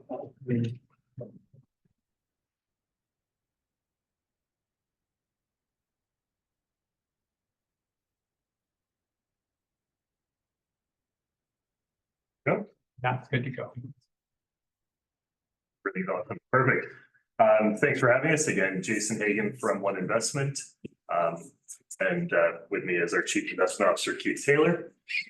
Happy to be here to chat with any of our municipal clients about the work we do for them through One Investment. But just, I guess, as a bit of a background, and sorry, I'll say happy to take any questions of council as well. As a bit of background of what is or who is One Investment. We're a not-for-profit. That's the most important part. We are a not-for-profit incorporated under the laws of Canada. And we are owned by two not-for-profits, LAS, which is the business services arm of the Association of Municipalities of Ontario, and CHUMS, which is a subsidiary of the Municipal Finance Officers Association of Ontario. So we're a not-for-profit owned by two not-for-profits. Any revenues we make have to go back into objects of business. So that is one of our guiding principles, is that there's no performance bonuses, there's nothing like that. We're quite literally here to support municipalities in every way we can. And that includes talking today and then delivering products and services that we feel are beneficial to the sector. Currently, we manage $3.3 billion. As of July 1st, that will change to about $3.9 billion. We have a large municipality joining the program. And again, we've been doing this line of business for a long time. We've been in the investment space in different ways, shapes since 1993. So One Investment was incorporated in 2018, and that's an important thing. It used to be One Investment was a program offered by LAS and MFOA. One Investment actually became an entity, a not-for-profit, and the purpose for that was to to achieve an Ontario Securities Commission exemption to provide investment advice to municipalities, which before we would help support municipalities, but we couldn't actually offer advice. We now have a chief investment officer, and that is Keith's function. And sometimes the advice, quite frankly, is to buy a GIC with a local bank, depending on where the opportunities are. And so we have a different driver than a for-profit entity. And just for background, we have about 40% of Ontario municipalities invest with One Investment in some way, shape, or form, anywhere from high interest savings accounts up to equity investments. So I'll speak more about this. And if any of the elected officials in the room sit on another council or a board, we also do investments in certain products for municipal boards and commissions. This is a bit of fun with numbers, but really you guys fall right around that 5,000 population mark. So I just wanted to say that, there's a lot of municipalities in your population demographic, and a lot of those municipalities are using One Investment. So 30 or 42%, depending on what side of 5,000 you go. And then we talk about prudent investment. So I'll touch on prudent investment a bit later. It's another option we offer. It's outside of our discussion today, but it's something we like to bring to every municipality's attention when we get a chance to chat with them. So investment advisory services, this is a bit of a catch term, a bit of our secret sauce. We have on staff a CFA charter holder, Keith Taylor, who's our chief investment officer. We have MFOA, their representative on One Investment is a CMA, so an accountant. And I'm a policy nerd. I have my master's in public admin. So between the three of us, we like to say that we can bring to the table, whether it's a municipality that invests with us or a municipality just asking about the financial or the investment rules, we bring, an industry expert, an accounting expert, and then a municipal policy nerd to the table. I figure I can make fun of myself. I can't make fun of him. So again, we have an Ontario Securities Commission exemption to help with that. We have the ability to support folks, and we will do this for a municipality, whether they are or are not. And that's part of our parenthood as being part of AMO and MF. So now a bit more to the meat and potatoes. Before we talk about the portfolio that Havelock-Belmont-Methuen has with us, I wanted to touch on the Municipal Act, and it's an important point to me. The Municipal Act governs municipal investments. If you're a municipality, you're governed by the Municipal Act. Section 418 of the Act tells municipalities what they can invest in. If it's not listed, it's not allowed. That's how the regulations read. It's not that if it's precluded, you can't do it. It's the opposite. If it's not listed, it's not allowed. So Section 418 of the Act identifies the eligible investment powers of the municipality, and then Ontario Reg 43897 is the meat and potatoes of that legislative requirement, and that's our focus today. On the other side, Section 418.1 of the Municipal Act does not require a municipality to become a prudent investor. Prudent investor is simply a prudent investor would invest the way a prudent person would, so fewer handcuffs. But there's a certain requirement to that. One is that you have $100 million to invest individually, or you join a joint investment board that has over $100 million. not for the purposes of today, but one investment does have a joint investment board where we invest for 12 municipalities, and it's about $680 million, growing to over $1 billion next month. So if you ever want to talk about that at a staff level or council, we're happy to come back, but our focus today will be on Havelock's current portfolio. So we call it the legal list. This is all the things that the portfolios we offer under the Municipal Act. We have a high interest savings account. It is deposits with a Schedule I bank. We have two options, CIBC and Scotiabank. And typically we offer a bit more interest than a municipality might get on their own. We have a government bond portfolio, and that portfolio is intended for to short to medium investment terms. And it includes federal, provincial, and municipal bonds, some high quality bank paper, et cetera. If you have any questions about the holdings, Keith can certainly assist with that. Going a bit further afield, we have the Universe Corporate Bond, and that includes bonds of Canadian corporations, a little longer term, a little better return potential. And then we have our Canadian Equity Fund, and that is shares of Canadian corporations. If you've ever looked in the eligible investment regulation, you look up the word equity, it doesn't show up. You have to look for shares of Canadian corporations. And I put a caveat beside the Universe Corporate Bond and the Canadian Equity Fund, because those products are only available to Ontario municipalities through one investment. We advocated years back that municipalities should have broader access. We never asked for exclusivity, but the regulation granted it to us, and it remains that way since 2007. So if a municipality wishes to invest in corporate bonds over 5 years in duration or Canadian equities, they can only get that through the one equity portfolio or the one corporate bond portfolio. A bit on governance. We don't run one investment on the back of a napkin. I don't mean to be glib about it, but we have an investment board that has 9 municipal representatives. These are CAOs, treasurers, elected officials that sit on this board, and we have one industry expert, so a CFA charter holder. It's not Keith, it's somebody not on staff. And they help us with policy, financial decisions, and general administration of the company. The legal list portfolios, the 4 I just spoke about, are also, they receive additional advice and support from an investment advisory committee. This committee is focused on making sure that what we bring to your council chamber and to your municipality is reasonable given what Bay Street knows, to use the investment term. The investment advisory committee has 6 investment experts on it, CFA charter holders, a former commissioner of finance from the region of York. So again, their job is to come and say, you know, your managers are performing well, the products are good, you might want to look at the markets and consider this. So they're the sniff test to make sure that everything works well within the investments. And then we have a peer advisory committee as well, and that's municipal representatives to say, are we missing the mark? Is everything good? What should we do next? Is there a need, etc.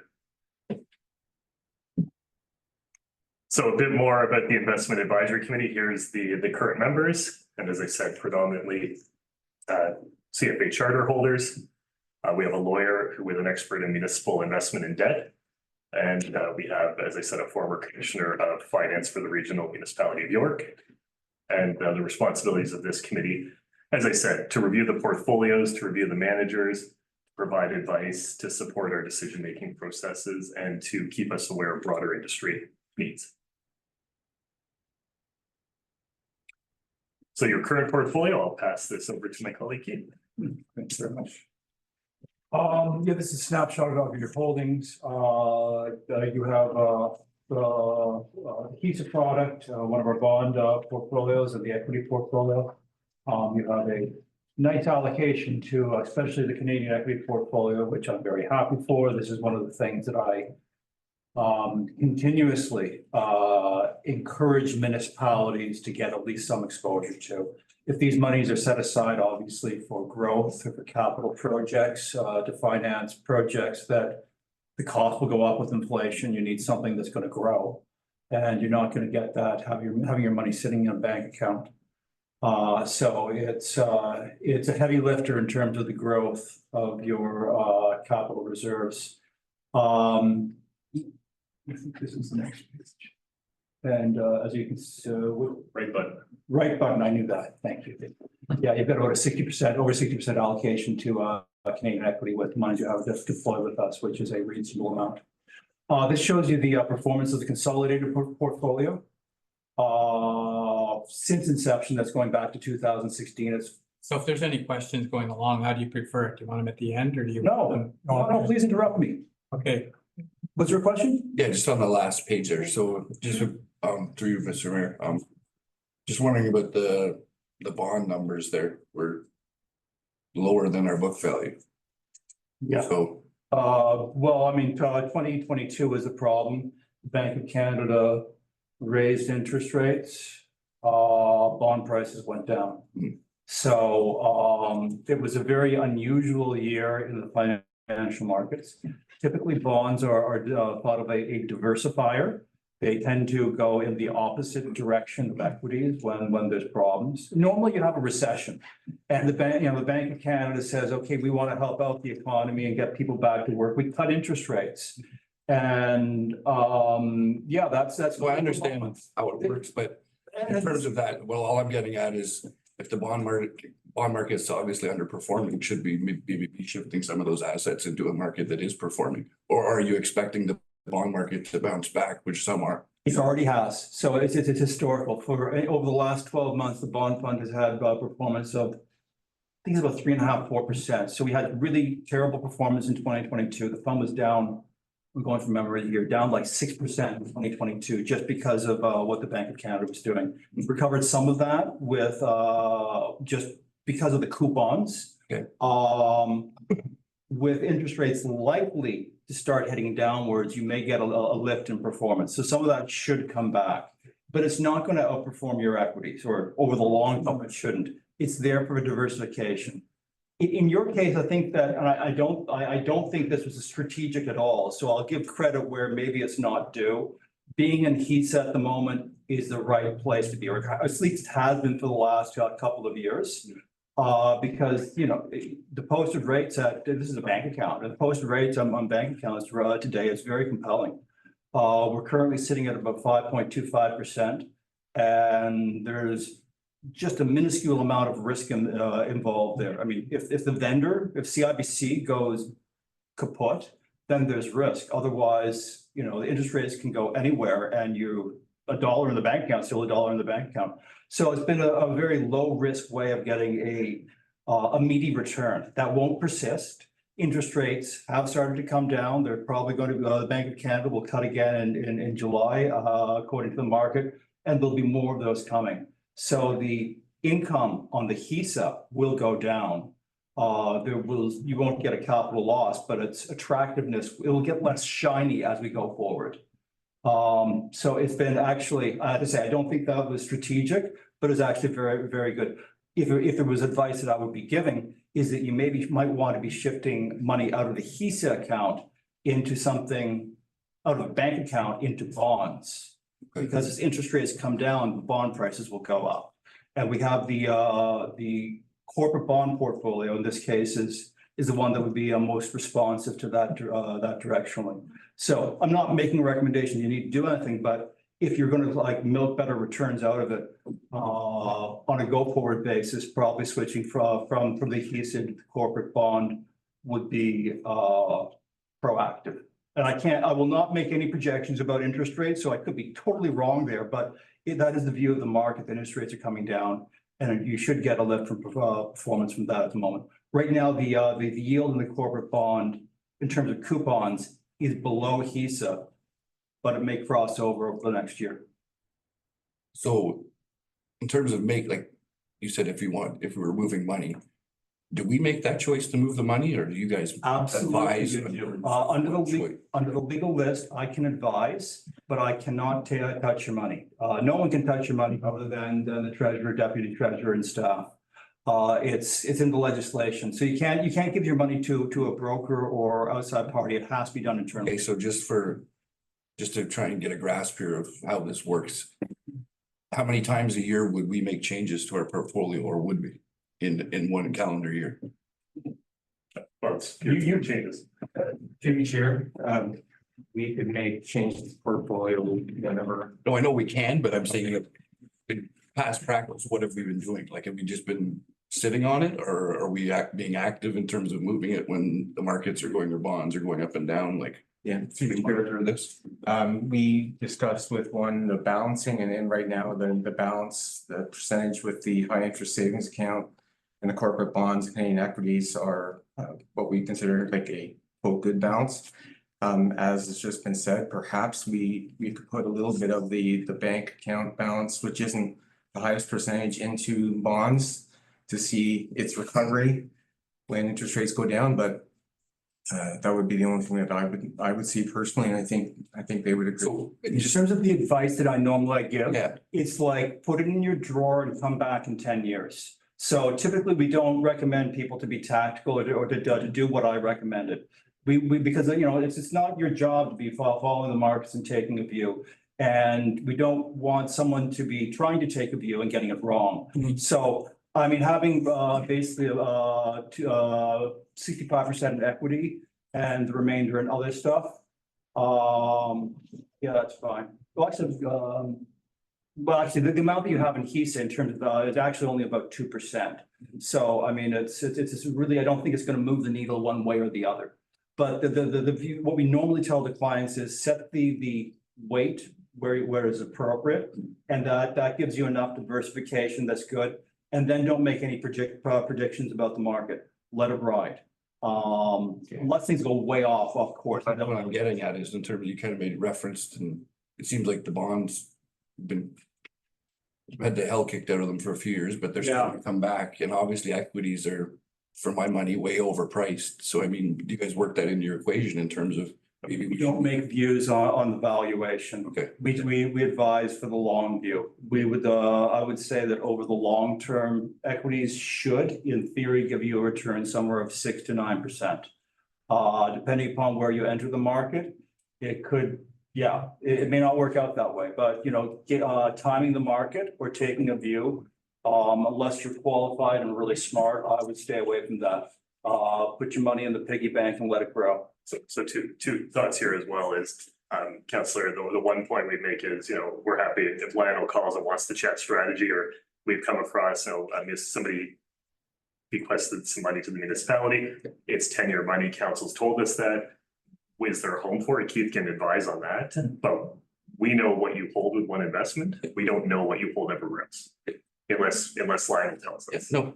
And so that's a big part. So to say, Keith's like, I better call Havelock because I think they're missing an opportunity. If we don't know the whole portfolio, we can't tell how that portfolio mixes. But whenever Lionel reaches out a couple of times here, we always talk about performance and things of that. So understood, but at the same time, like, we're working with you in a service so that we want something back. And that's kind of what I'm getting at is if you guys are the experts in terms of the market and the bonds and all the rest of this. So if something is going to happen, or you think something's going to happen, like, it's good for us to know, because we might not know and we might want to react in terms of that, right? Absolutely, absolutely. Okay, thank you. So these portfolios are also, respectfully, other than market factors, are quite boring.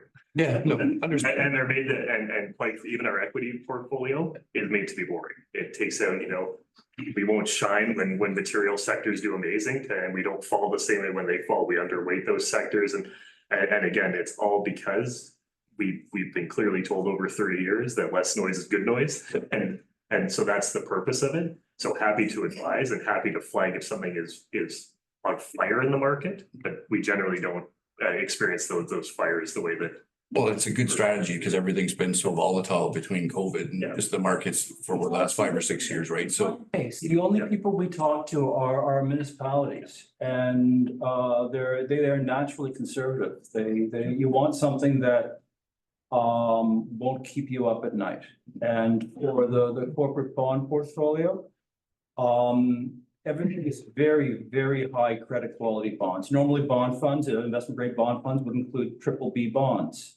The legislation, the Municipal Act doesn't allow that. So this fund only has basically A- and above. So it's extremely high credit quality.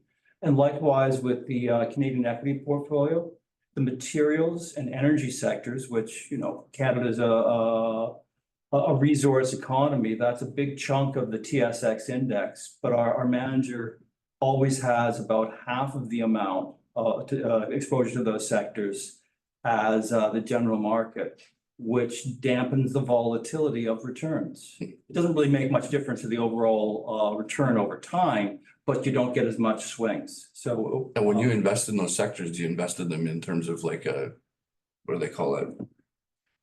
Not like a bulk deal, but I'm saying so in resources, they'll kind of group a whole bunch of them into one. Or are they, or would it be singular like Suncor, CNQ? It's single names. The investment manager is very proactive. They have a growth at reasonable price strategy, and they do it to pay attention to the management and direction. And we get lots of questions from councils about, you know, why do you invest in the energy patch at all? It's, you know, environmentally, there's an issue. And they're attentive to those signals, and they engage management and ensure that who they're investing in are responsible. So, but it is selective. Yeah, they cherry pick what they think are in that sector that have the best growth potential.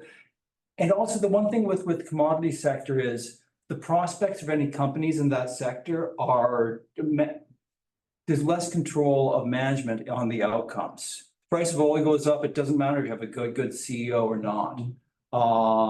But yeah, on the margin, they would look at management that does have some ability to add value, and basically has their head screwed on straight. Thank you very much for that. So it's my pleasure. Yes, we said you weren't very active in the market. I think it's in here somewhere. We did 16,000 trades. Yeah, through shares. So the fund, and of course you guys can jump in, the fund itself had roughly 16,000 a year, and we would pay our share because so many municipalities are investing in the same fund. So it's like we pay our prorated share of each trade. But yes, there's a lot of 16,000 was the overall investment one trade, not HBM. overall through your share. Yes, and we pay our share of the cost of those trades. Question is $16,000 the number of transactions that investment one did during the year? Yes, So I think. And what portion of that is HBM? whatever we are of the 3 billion. I don't know the answer to that, but it's prorated. 12 million. Yeah, I suspect the number of transactions for your municipality has been very few, but within the, this is a pooled vehicle. The Canadian Equity Fund is about $1.2 billion in assets.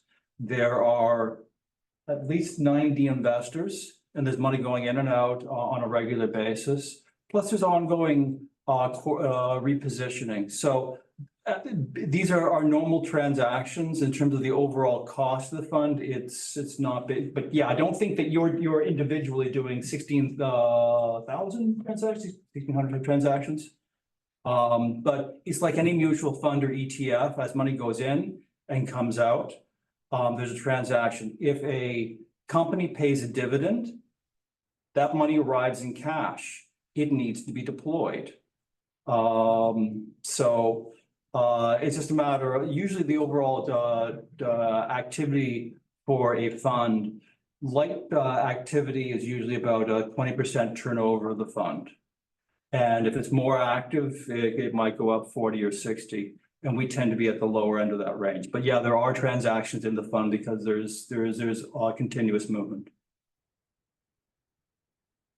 And it would be the same for any mutual fund or ETF in Canada, which is a different structure, but it's just the way these funds work. They're pooled for many investors, so the ins and outs will lead to transactions.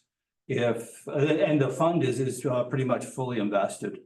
So if there's a drawdown, if York or Holt and whatever wants to draw out a little bit of money, they don't have it on hand. They have to sell shares to fund that.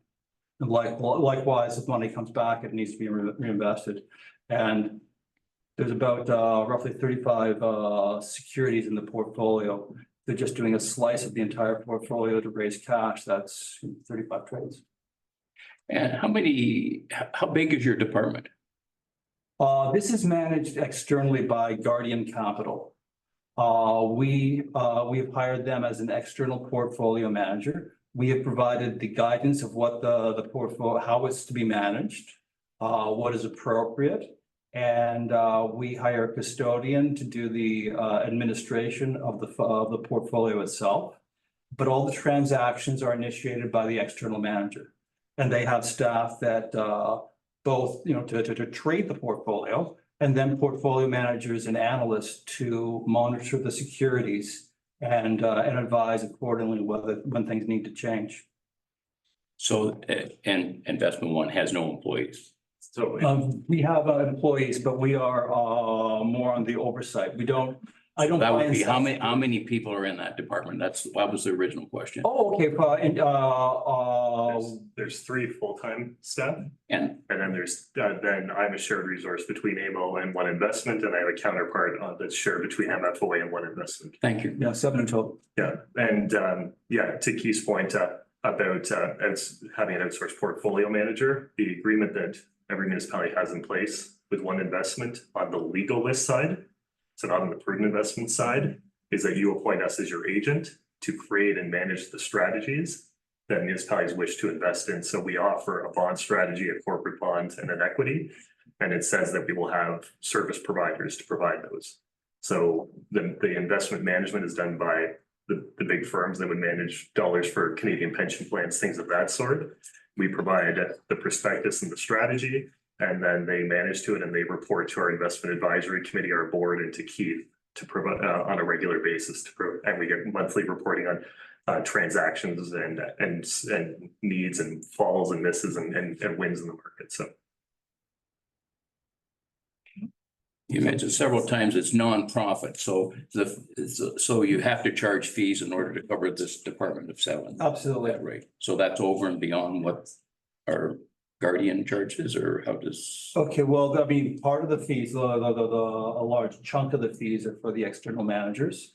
We have to hire a custodian to keep track of the portfolio unit holders.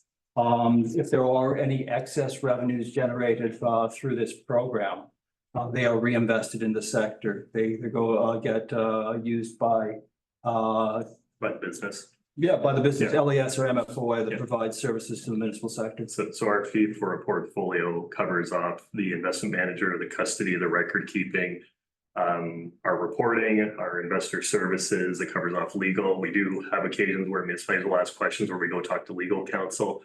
If I'm issuing a sinking fund, I'm an upper tier municipality. Can I do this with it? Can I do that? These are all things that we, as a not-for-profit to support the sector, will go and get the answers.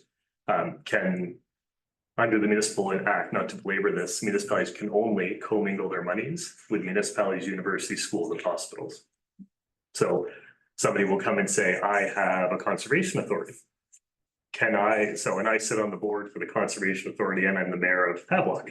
And can I tell them that they should invest in one? So we'll go get a legal opinion to support that. So we're trying to grow, the program within the eligible investment rules and trying to make sure that we're not putting any municipality or any investor offside of those rules. So part of it is operation, part of it is planning, and then part of it is our administration. At the beginning of the year, do you have target returns for each sector? Do you get those from your?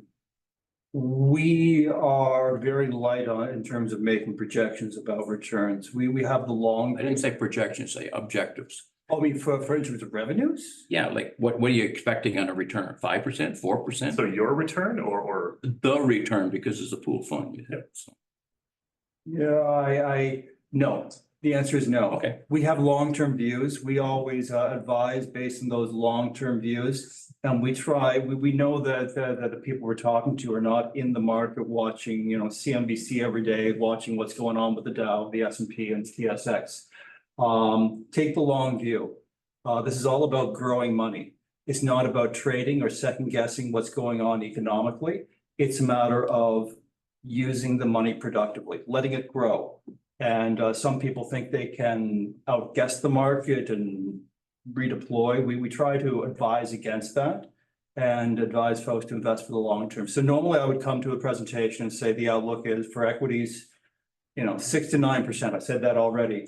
And whether it's this year or next year, I'm going to give you the same view. because I don't want people to be projecting and taking action based on that. I want to have a long view that is stable. One of the things that our board or investment advisory committee members have said very often, the bulk of your gains are from strategic asset allocation. How much equity and how much debt. That's what determines basically most of your outcomes. The trading in between one to move that up and down, it's a bit of a shell game, and very often it doesn't lead to better results. And even if you know what you're doing, yeah, we just caution against it. It's, I guess, the simplest way of putting it. So you had mentioned earlier about councils approach you or whatever. Is that through the treasurer then? Like Always. Yeah, not counselors approaching you. It would be through through the township and our. Absolutely. It's just structural. Usually it comes, I mean, it's coming from the council, but it's, it would come, the authority would come through the investment policy statement that would usually give direction for the treasurer. And, you know, we do coach people to be, to take a look on a periodic basis, but not to be proactive unless something's wrong. Yeah, the municipal act, and again, obviously the municipal act is very clear that under the legal list investment section 418, the care and control of investments lies with the treasurer.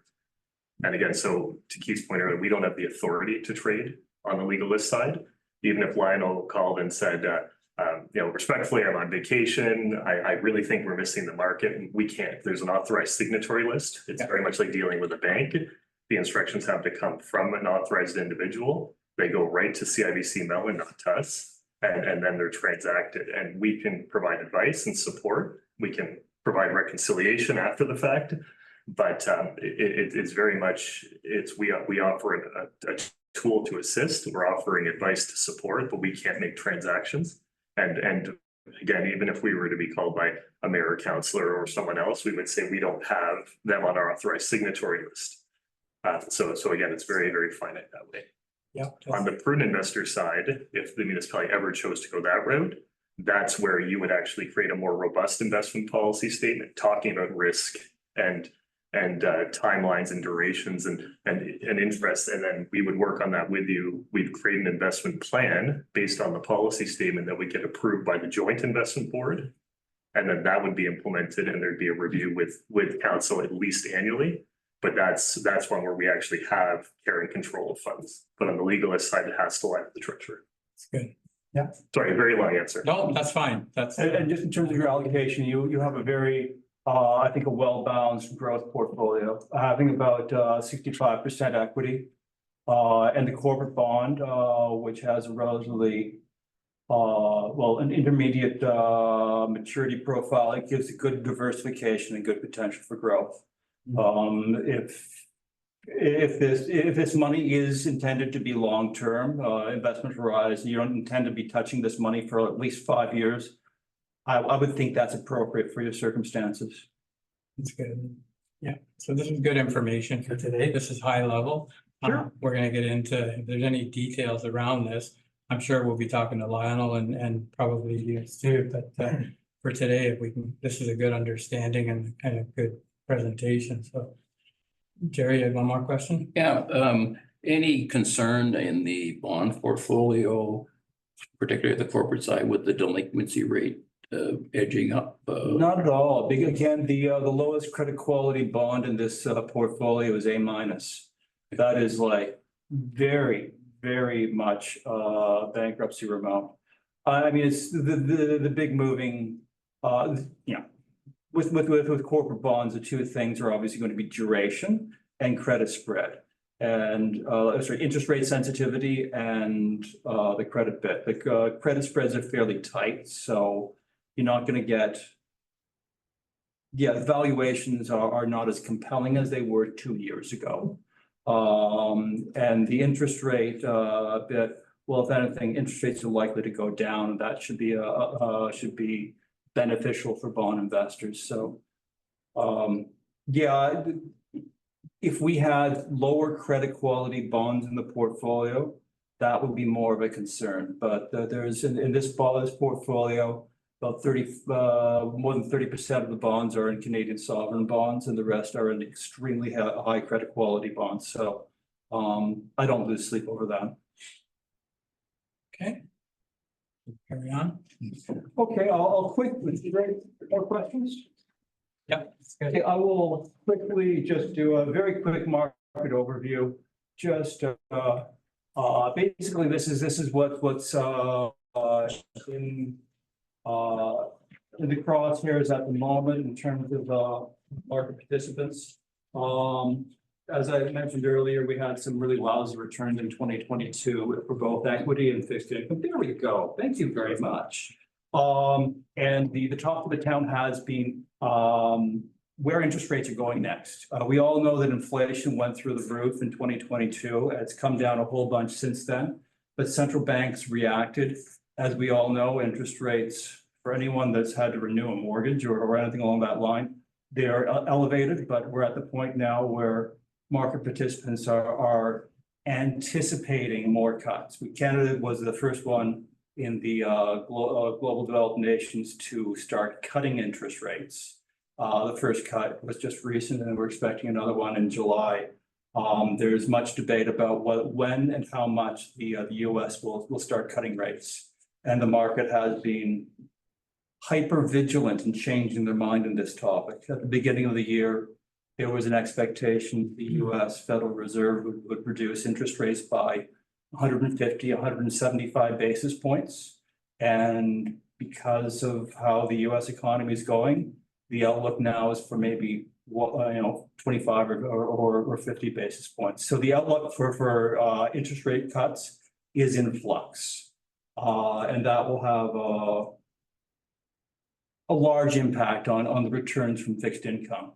Everyone's still looking at strong employment numbers, and inflation has not quite yet got back to the comfort level. Got a slide. This is US and Canadian inflation. Both the Canadian and US central banks target 2% as what they'd like inflation to be.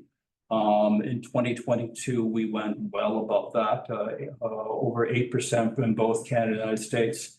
Although it's come down because interest rates have been raised, it's not back on target.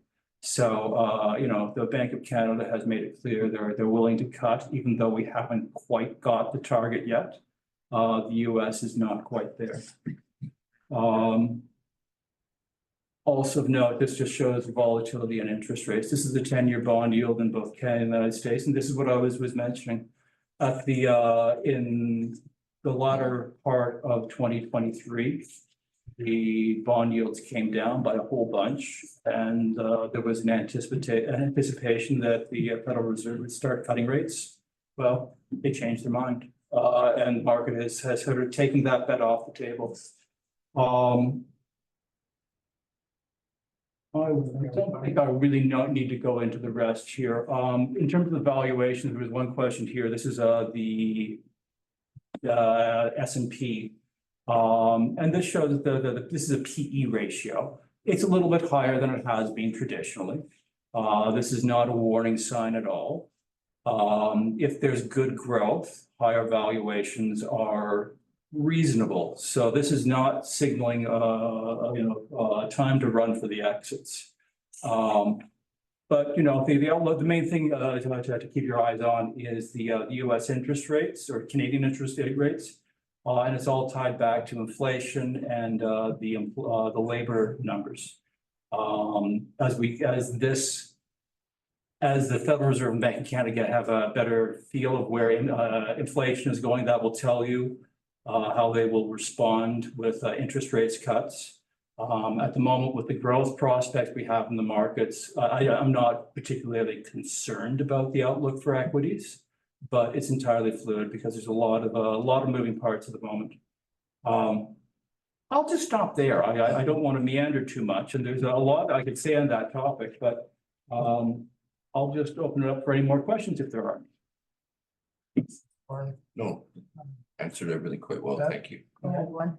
I'd like to thank you for coming and giving us that report. That was very informative, and I can see very clearly that you're very dedicated in your jobs. And yeah, awesome work. Thank you very much. So, okay.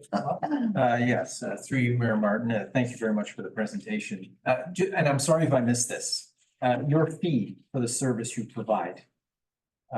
What is your fee and how is it paid to you? Okay, it's not, I'll let Jason. So the fee is 50 basis points for the Canadian equity portfolio, so 0.5%. And that's daily the portfolio is valued and fees are accrued daily. And then everything that we post to investors is net of those fees. So the returns that you've seen are actually your returns. Corporate bonds 45 or 45 for corporate bond, yeah. 45 for corporate bonds, and high interest savings account is 0. So, and again, that's deferred against the fund itself. So over the last year, over the last 12 months, the corporate bond has had performance of about 3.5% from, correct. And the equity is more like 19%. That's after those fees have been deducted. So normally the growth or returns you get are, well, this is part of the, this is what, part of the cost of getting that. So nowhere in anything with our logo on it will anything ever be froze. It's always net up fees, and the fee, because it is the pooled strategy, everything's valued daily, and the custodian record keeper does the valuation, creates the daily price and removes the fees, and it's next day same. Thank you. So just for clarification, if there's a day when you lost money, then we wouldn't have to pay you. The fee, the fund still has value. The answer is yes. It is deducted from the returns. If there's a positive return on a gross basis of 10%. Yeah, because you said it was you're calculating on a daily basis, right? Or you're doing it on a daily basis, so. It's accrued on a daily, it's an accounting thing. Yeah.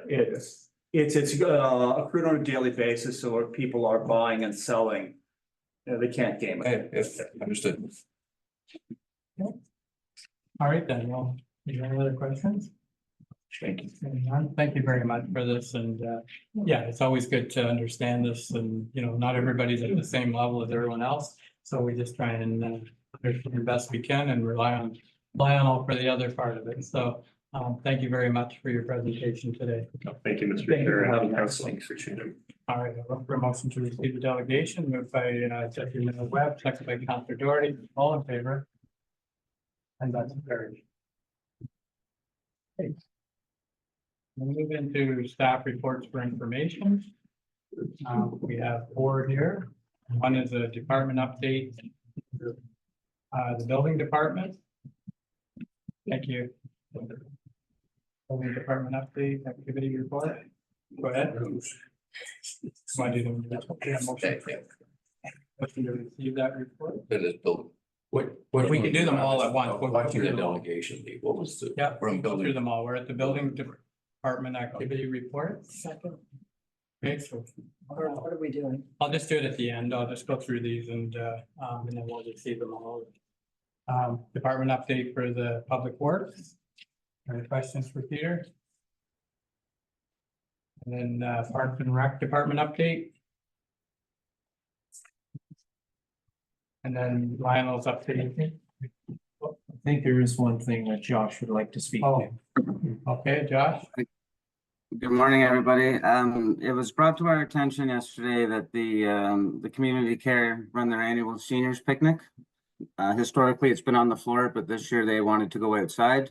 Due to the forecast coming up for this Thursday, they requested to be back on the floor. So it is recommended that we move the pickleball session to 2 to 4 p.m. All right. Yeah, you do what you need to do there. Yeah, with the weather, they're gonna have to, they probably won't want to be outside, so. Okay. Wanted to make sure council had Yeah. no objection. to That change. So I won't play you that day at pickleball. We'll have to come later. Well, you might have a chance if we play that day. Thank Okay, you, everybody. all right, thank you. And the next item here is Lionel's investment update for Q1. There's no questions with regards to that. Any questions? Bring it on, the motion received, moved by Deputy Mayor Webb, second by Councilor Flagler, all in favor? Okay, so our next items here are staff reports for follow-up action. And the first item there is Josh, with regards to the outdoor rink. What, Josh? Go ahead. Hi, everybody. So, the purpose of this report is to obtain council's approval to award the board systems to Sports System. It's recommended that we go with Authentica Board Systems for the board system project. They are, they do all NHL arenas and they have most of the OHL. So a little bit of background here, the tender was for the Cordova Outdoor Rink.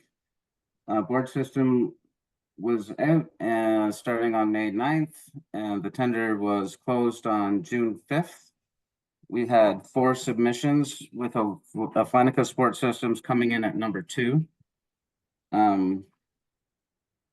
So the other part of this report is we're coming in under budget, and so we thought about adding the LED lighting and 2 hockey nets to this project. The total cost of that is $95.59, with the recoverable portion of the HST being at $950.82.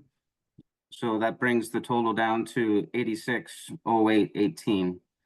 So out of the total that we had for the project for $295,000, if we go with the lighting and the netting, or the nets rather, $52,852 would be transferred back to reserves.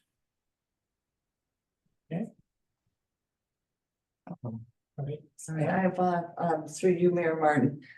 Josh, is this not a grant that's for the amount of 112? And then I'm presuming that the lighting is something that's coming out of council? Or is it all the grants? Through you, Mayor Martin. So we had $145,000 for through the Ontario Trillium Foundation, and with the remaining transferred out of the reserve account of $150,000, we're taking care of the LED lighting and the nets and a portion of the concrete slab of $43,250.18. From our reserve, or I'm not understanding there, Josh. It's on the last page, Yeah, there's a chart on the last page of the report. breaks it down where it's got the grant money and then the money coming out of the reserve, so. Yeah. Okay, so what's, I'll just make a motion to approve the recommendation if there's no more questions. okay, moved by Deputy Mayor Webb, second by Councilor Flagler, all in favor, and that's carried. Thank you, everybody. Thank you. Okay. All right, the next item here for staff is Lionel with the 2024 asset management. Okay. Through you, Chair, I believe there was the motion made at during the presentation that Arun gave from PSD, but I'm happy to answer any questions, further questions about the asset management plan. Okay, is there any questions for Lionel today on the asset management plan? Through you, Mr. Mayor, no, just a comment, a lot of work. I know you've been working on this for a long time. Not completely through the whole thing and tiptoeing my way through here, but thank you very much for all the work that's gone into this, and so it's going to be quite a useful tool, hopefully, for the municipality once we get this done, in terms of hopefully making things easier for us moving forward in terms of knowing what's on the table and knowing, you know, what money we're going to need for some of these projects. So thank you for all your hard work on this plan. Okay. A question, there was a component in there about training. What's that entail? And who's involved with it? And what's the end result expectations? Chair, that is a very key part of this whole process. I'm glad you asked that, because we need a group of people in HBM, of course, myself, but also all the managers and perhaps some people within administration to know how to use our software. So as a little bit of background, we're lucky that people who develop the software we use citywide and most municipalities use, that's the group that has done our AMPs. There's some great interplay there, but we have to build our capacity internally. So my hope would be that I'm actually in the middle of kind of customizing what training that I would like. So that's going to be going to Arun this week. Then from that point, we have to determine when we can have training for both the managers and, say, for instance, the administrative resource for our managers that we now have. Anybody that can help make this a living document and keep it updated so that we've got a document we can rely on 5 months from now and 5 years from now. So my hope is that there would be between 5 and 10 people, I would say, at least over 5 that are confident users, and with myself being a power user of the software. Maybe some Saturday we can do that. Oh, did I say it? Sorry. The cost associated, sorry, follow up, is the cost associated with that, or we're just doing it internally? We don't have to hire these citywide folks to do it? How's it work, I guess? No, it's a good question, through Chair. Some of the basic training is already approved as part of the project. Beyond that, I think you have that capacity then to do internal training. Moving forward, when I arrived at HPM, maybe a little too much background information, but there was no internal user. So going forward, if we have that critical mass of internal knowledge, then that can be used to do the training going forward. So we save money, say 5 years from now, if somebody leaves, anything can happen. Then we would have the people internally say, okay, we're going to have a training session, a lunch and learn 2 weeks from now at 12 o'clock. And so we don't need to call somebody. Thank you. Okay. I have a question. Sorry, Lionel, maybe just for clarification, I probably should have asked Arun this question.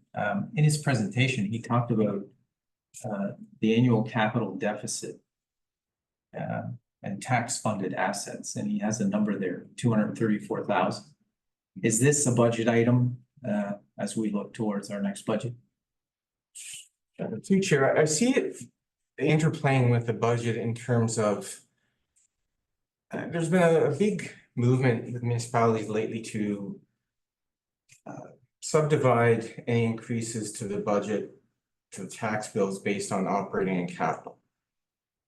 And while it may muddy the waters a little bit sometimes because they're saying, okay, we're only increasing the budget by 2%, but we have a capital surcharge or capital levy of, I can't remember the percentage they used, I think 1.2 or no, it was 0.3.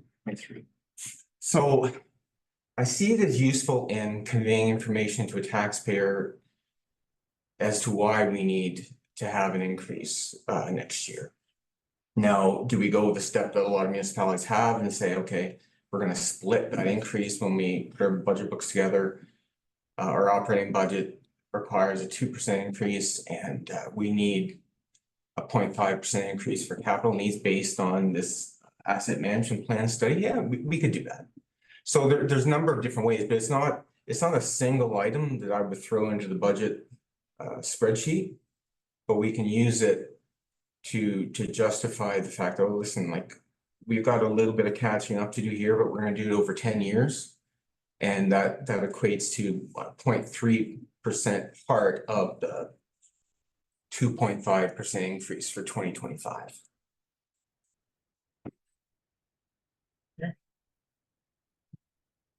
Jerry?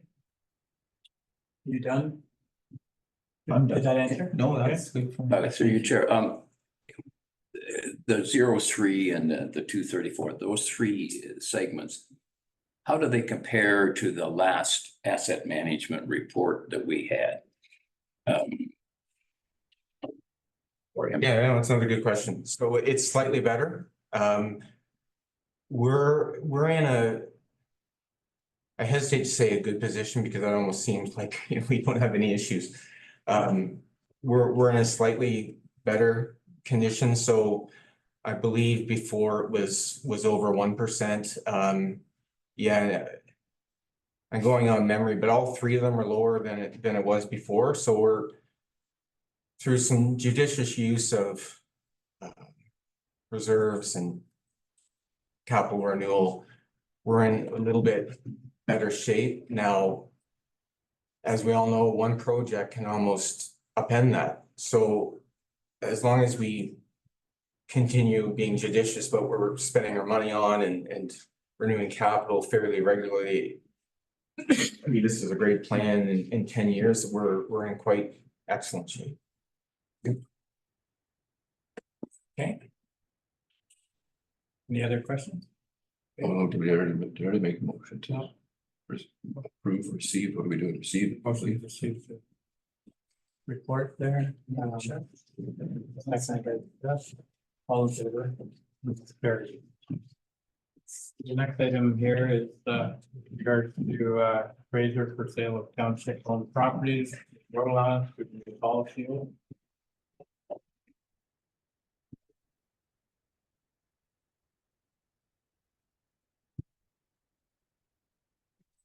Council. This report is in front of council with respect to the appraiser for the sale of township owned lands. It's here because we recently had a request for a purchase of a portion of unopened road allowance that resulted in a discussion about who was doing the appraisal, whether it would be the applicant's appraiser or the township appraisal. So the part of the motion said that the appraiser be retained at the expense of the applicant, and that the township obtain an appraiser that will provide a fair market value for the subject property. So this report is just to clean up the current policy, which has drafted in a way that it's open-ended, that either the applicant or the municipality could get the appraiser. So this will change it that it has to be a municipal appraiser going forward. So it's the motion that council repeal bylaw 2023-80 and repeal policy 23-12-05A and approve policy number 24-06-18 and bylaw 2024-50. And there's current, with Leah's help, we've got an RFP out there to gather an appraiser to obtain quotes on behalf of the municipality, and that'll be brought back at another meeting. Good. Any questions? Okay. The recommendation here is to repeal bylaw 2023-08. Moved by Councillor Doherty, second by Deputy Mayor Webb. All in favor? It's carried. Thanks, Travis. Okay, the next item here, Bob, is with regard to private road grant. Through you, Mayor Martin, we do have a private road grant application from Fire Road 54 Road Association. This follows the amending of the policy as per a previous council meeting, whereby 2 applications per year will be permitted if there are 2 roads or 2 arteries being maintained. So this application requests approval for the purchase of gravel to repair potholes. Motion to approve, just for the question, Bob, how many does this make in terms of? This is our 4th application in 2024. Totaling, do we have a total in terms of the amount? Is it's 1,500 each? 1,500 max per each. Yes, we've handed out for each one, so 6,000. That's correct. Okay, thank you very much. Okay. Okay. Who moved it? You moved it and have a second. All in favor? And that's carried. Okay, the next item here is a facility tour. Yes, through you, Mayor Martin, a facilities tour is being proposed at the previous meeting of council. Council requested that some specific dates be proposed, so this report presents some dates. Council can choose from these options or look at different options. Like I said, I have no time in June, so I would defer and ask council if one date that I see available is July 22nd is a Monday.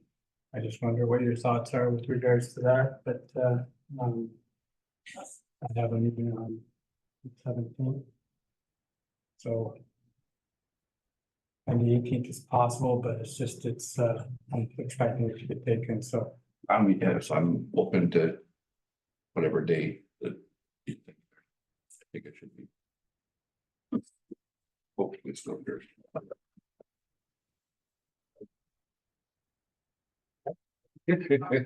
So, okay, I have one question. The council meeting in July, when is that? Through you, Mayor Martin, the council meeting is July 16th. Is Sunday? so does the 22nd, I'll just ask the question if the 22nd. It's a works. Tuesday. Oh, sorry, I'm on the wrong one. Monday, the 22nd, would that work for council? Put that in for a tentative. Okay. And that's both tours or just the one? Just the one. Just the one. I think they're going to be too lengthy to do them both at the same 9 time. o'clock. Here, 9 o'clock. 9 a.m. Yep. July 22nd. Perfect. Can we have a Okay. motion to that? Motion. 9 o'clock here. Can we get the old stone house on? It wasn't on there. Are we gonna? Yeah. Let's do it as well. We're Old Town Hall? No, it's not old. Oh, No, What's it's this? Stone Hall. Stone Hall. Stone Hall? We can add it on. Yes, for sure. Yeah. We talked about we need to do some things. Okay, yeah, absolutely. Have an idea. So we have a mover. and Yeah, it's moved by Kathy, second by Art. Okay. All in favor? Nice, good. Okay, correspondence, so. No. Oh, All right. okay,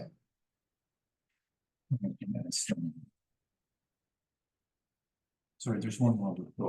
We handed out. oh, Yeah, through you, Mayor Martin, there's one more action report on the agenda, and apologies, this report did not make it on the agenda as the quotations were received following the publication of the agenda. So if council wishes, we can defer this item and we'll make sure it gets on the agenda. But this is pertaining to the repair and replacement of the sanitary and storm sewer laterals on George Street during the reconstruction project.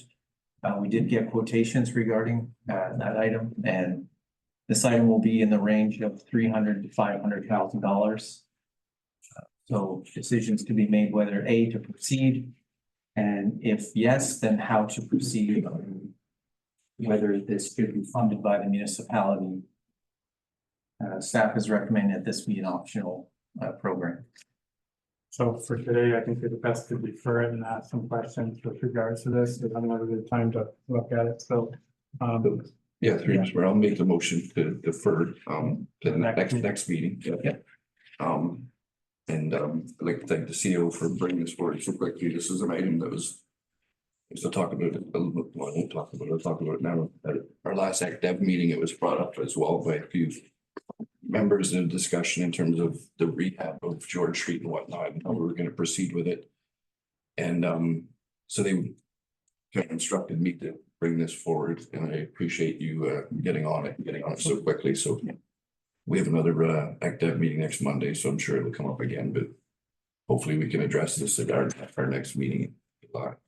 Yeah, I'll make sure it's on. Yeah, thank you. You're welcome. So motion to defer this week of correspondence is moved by Art and Jerry. All in favor? Yeah, carried.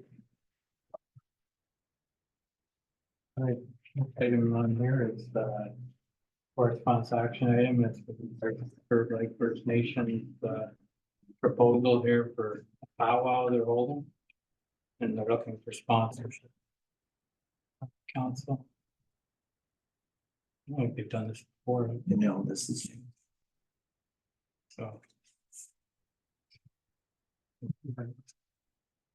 Levels of sponsorship or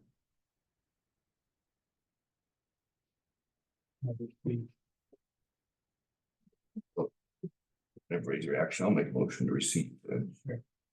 Okay, motion to receive moved by Deputy Mayor Webb, second by Councillor Doherty. All in favor? And that's carried.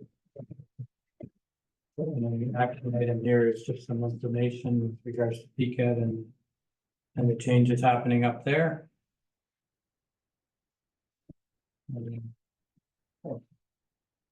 Motion to receive the balance of the correspondence. Moved by Councillor Clement, seconded by Councillor Flagler, all in favor, that's carried. And so next we have councillor activity report. County there, did you have?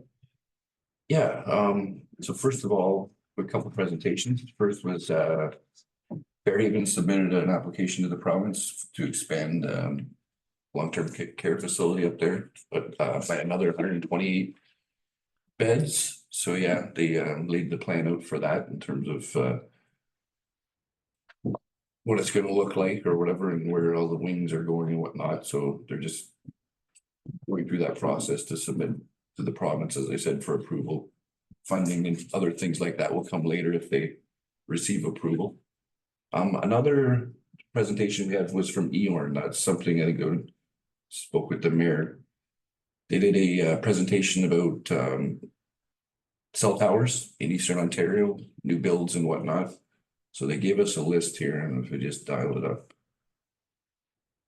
People in the community that are wondering about cell towers and improved cell service or internet service have a list here for new builds coming to Havelock-Belmont-Methuen. So we have I think 6 new builds coming. All hold on. I thought there was some before that. Yeah, I guess they're all in 2026, it says, or by 2026. Sorry about this. Learn how to use a computer. So yeah, Jack Lake East, Cordova Lake and Island 12 Road, it's called. We have another one at Barrett Lake, one at Methuen Lake, one at Rockdale Cemetery, back by Crow River, and that's it, that's 6. I believe we already have, I think there's 4 existing, is there not, Mr. Mayor? Yeah, there was 4 that they've already done or completed. So yeah, and I apologize, I don't have the map to dial up on it, but they're slowly closing the cell gaps, and based on the presentation we saw, they said they're a little behind in the tower builds, but there's a lot of catching up. They're supposed to have a lot of this work done by 26, I think, with the agreement with the government. So I think you're gonna see a lot of these go up here in the next year and a half, because they have to have them up, otherwise I think the funding's cut. So we'll have 4 more, or sorry, 6 more to add to the 4 we already have. So I mean, that should more than double, you know, the service we have here. So I think that's about it. Not too much else there, but I think I want to delve into right now. So they're hoping by the middle of 2026 that 99% of people will have cell service. 95% will be able to will have internet, and I think it's 85 or somewhere around there. They're hoping to be able to stream. Yeah. So it's pretty aggressive, and a lot of it's around Rogers. But the others have the opportunity to get on the towers after a certain timeline. So lots happening. Hopefully it helps. A lot of it's in the north where there is no internet right now. So hopefully it helps some of the people up there. I think it was what $150 million investment by Rogers. It's matched by the government, local municipalities. So. Okay, so motion to receive the county report. Moved by Councillor Clement, second by Councillor Flagler. All in favor? And that's carried. So we have Councillor Clement, there was the library board agenda attached. Any questions? So, okay, motion to receive.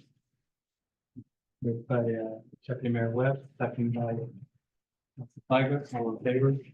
That's carried.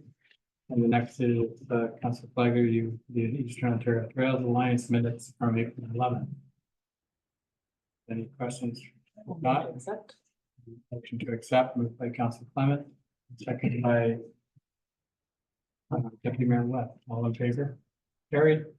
Thank you. Sorry, I had something I didn't ask. I apologize. I didn't add it to the agenda, Mr. Mayor, but at our academic meeting a couple weeks ago, it was brought up in terms of there's questions raised around what was happening with the burnt down building here that was owned by Peter Public Housing, or more so, I guess, not with the building itself, but with the property. Just general questions on whether or not Peter Public Housing would be retaining the property, whether their intentions are to rebuild or what. And just I guess a motion was made to ask me to ask council or staff here to inquire, basically investigate the intentions and contacted Peter Public Housing to investigate the intentions of what they're gonna do with said property after it's cleaned up, so.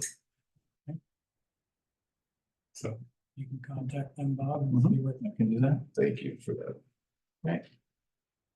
All right, and then just one thing that I had on last Friday, I got called that there's a Belmont Lake AGM this Saturday. So anyways, I said I would be there.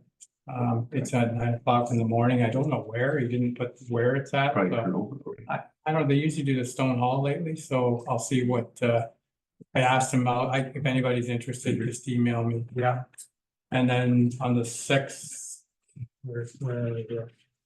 I have the Cordova Lake one to do on July. Can I find it here, July 6th. So that one's usually in Cordova.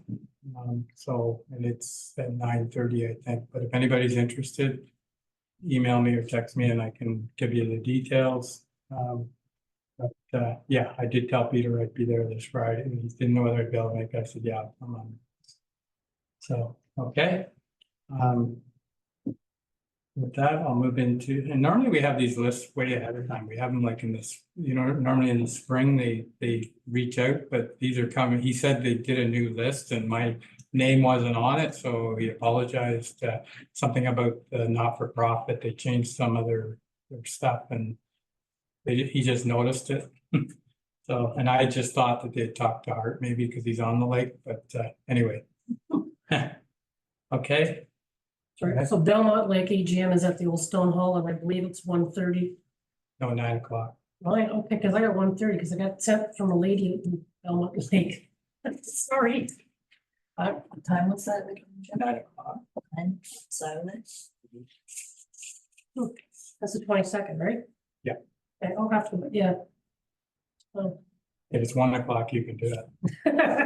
I haven't watched till 1:30. They're usually in the morning. Yeah. Usually they're on the same weekend. Belmont's one day and Cordova's is the next, but Yeah, anyway, okay. things are changing. So just so you know. So. Okay. So next we have other business. I think. Did I skip something? Yeah, written oral notice of motion. Any oral notice of motion for today? From there, the other business, so. So this is with regards to the budget meetings for council, and I haven't heard from any to see what your interests are. As far as it should be sometime in August to coincide with our survey, like, so all the information can be in at the same time. The way I had seen it was like a waterfront township and a village meeting with respective counselors. And like I say, once we can get a date nailed down, we can advertise that. So go ahead. Question.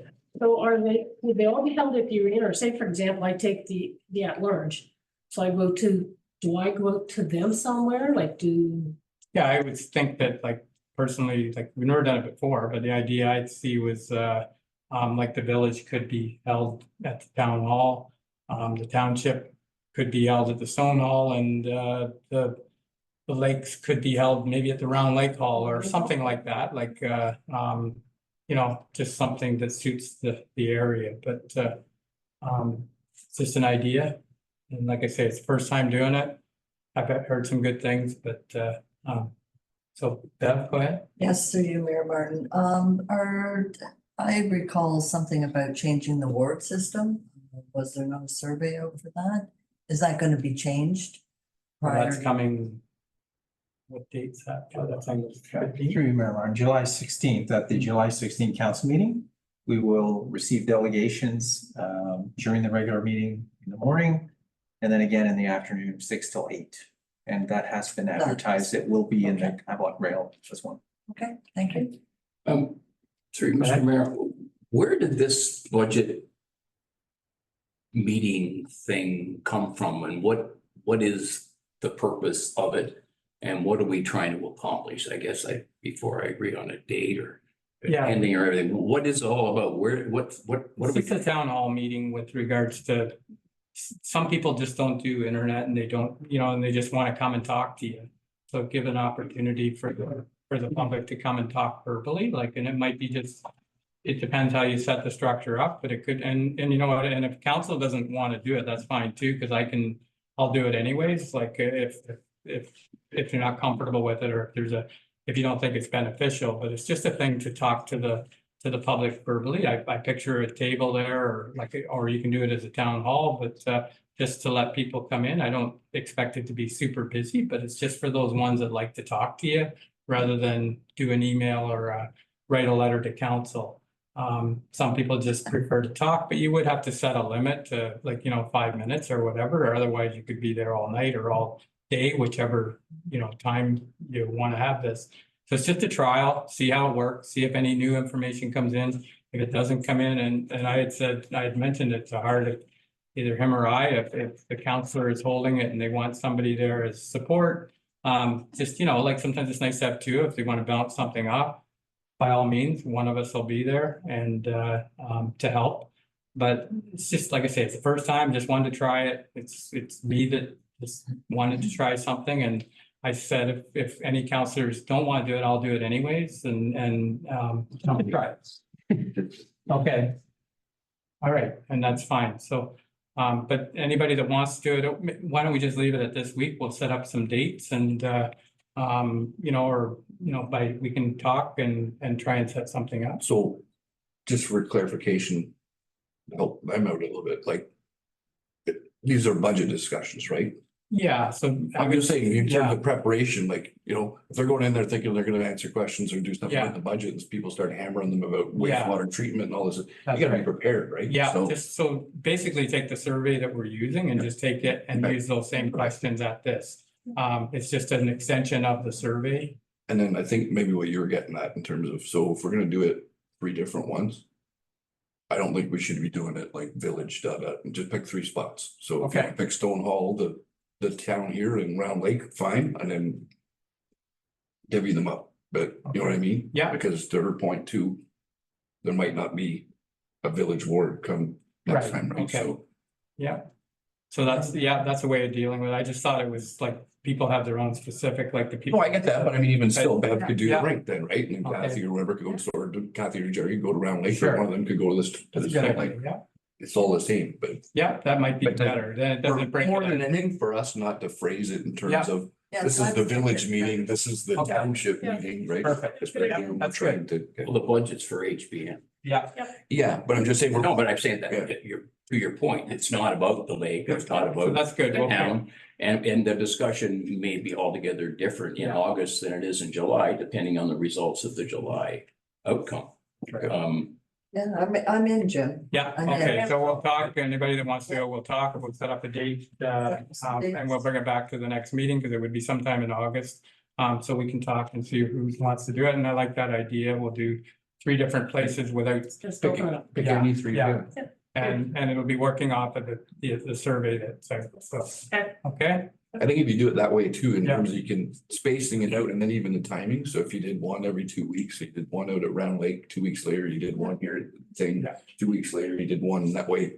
If you couldn't make it to one, right, maybe you could make it to the one at Round Lake, but you could drive into the one next 2 weeks later. Yeah. And hammer Jerry and it's down all. Well, it may be pointless when you just scheduled meetings, all lake associations. So if they got a question on the budget, I would assume they would ask you when you're at their association meetings. No. no, I just do a report and leave. Yeah, Yeah, it's not- there's not a lot of We try to get out of there pretty quick. Yeah. So we're not gonna do that in budgets, we're not gonna try and get out of there, Well, you can't, it's up to you. You're gonna be running it, so. no, I don't see the point. All right then, so we'll talk this week and have something for the next meeting and we'll have the dates for you, Bob. Okay? Okay, thank you. All right then, so that's all I have for other business. The shop local contest draw.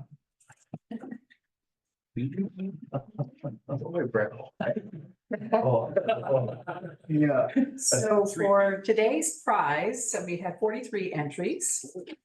I'm gonna ask Mayor Martin, Not bad today. pardon me, I can do it.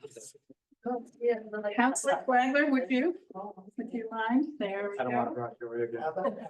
Okay, let's have a look. Thank you very much. Sorry, Sherry, you 49? 43 entries in today's draw. Oh, goodness. And the winner of today's draw is Paul Wood.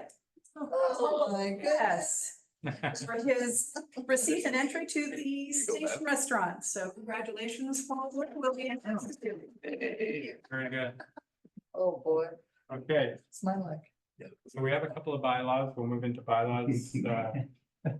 The one bylaw is to confirm being a bylaw incorporates the township of North Fourth, to confirm the proceedings of the joint meeting. So moved by Councillor Doherty, seconded by Deputy Mayor Webb, all in favor, carried. And the other bylaw is bylaw to adopt the municipal policy 2024 0618. Moved by Deputy Mayor Webb, seconded by Councillor Clement, all in favor. And that's carried. Next is a motion to move into closed session. You know what, Jim, sorry. Oh. Wasn't my last one called? Sorry.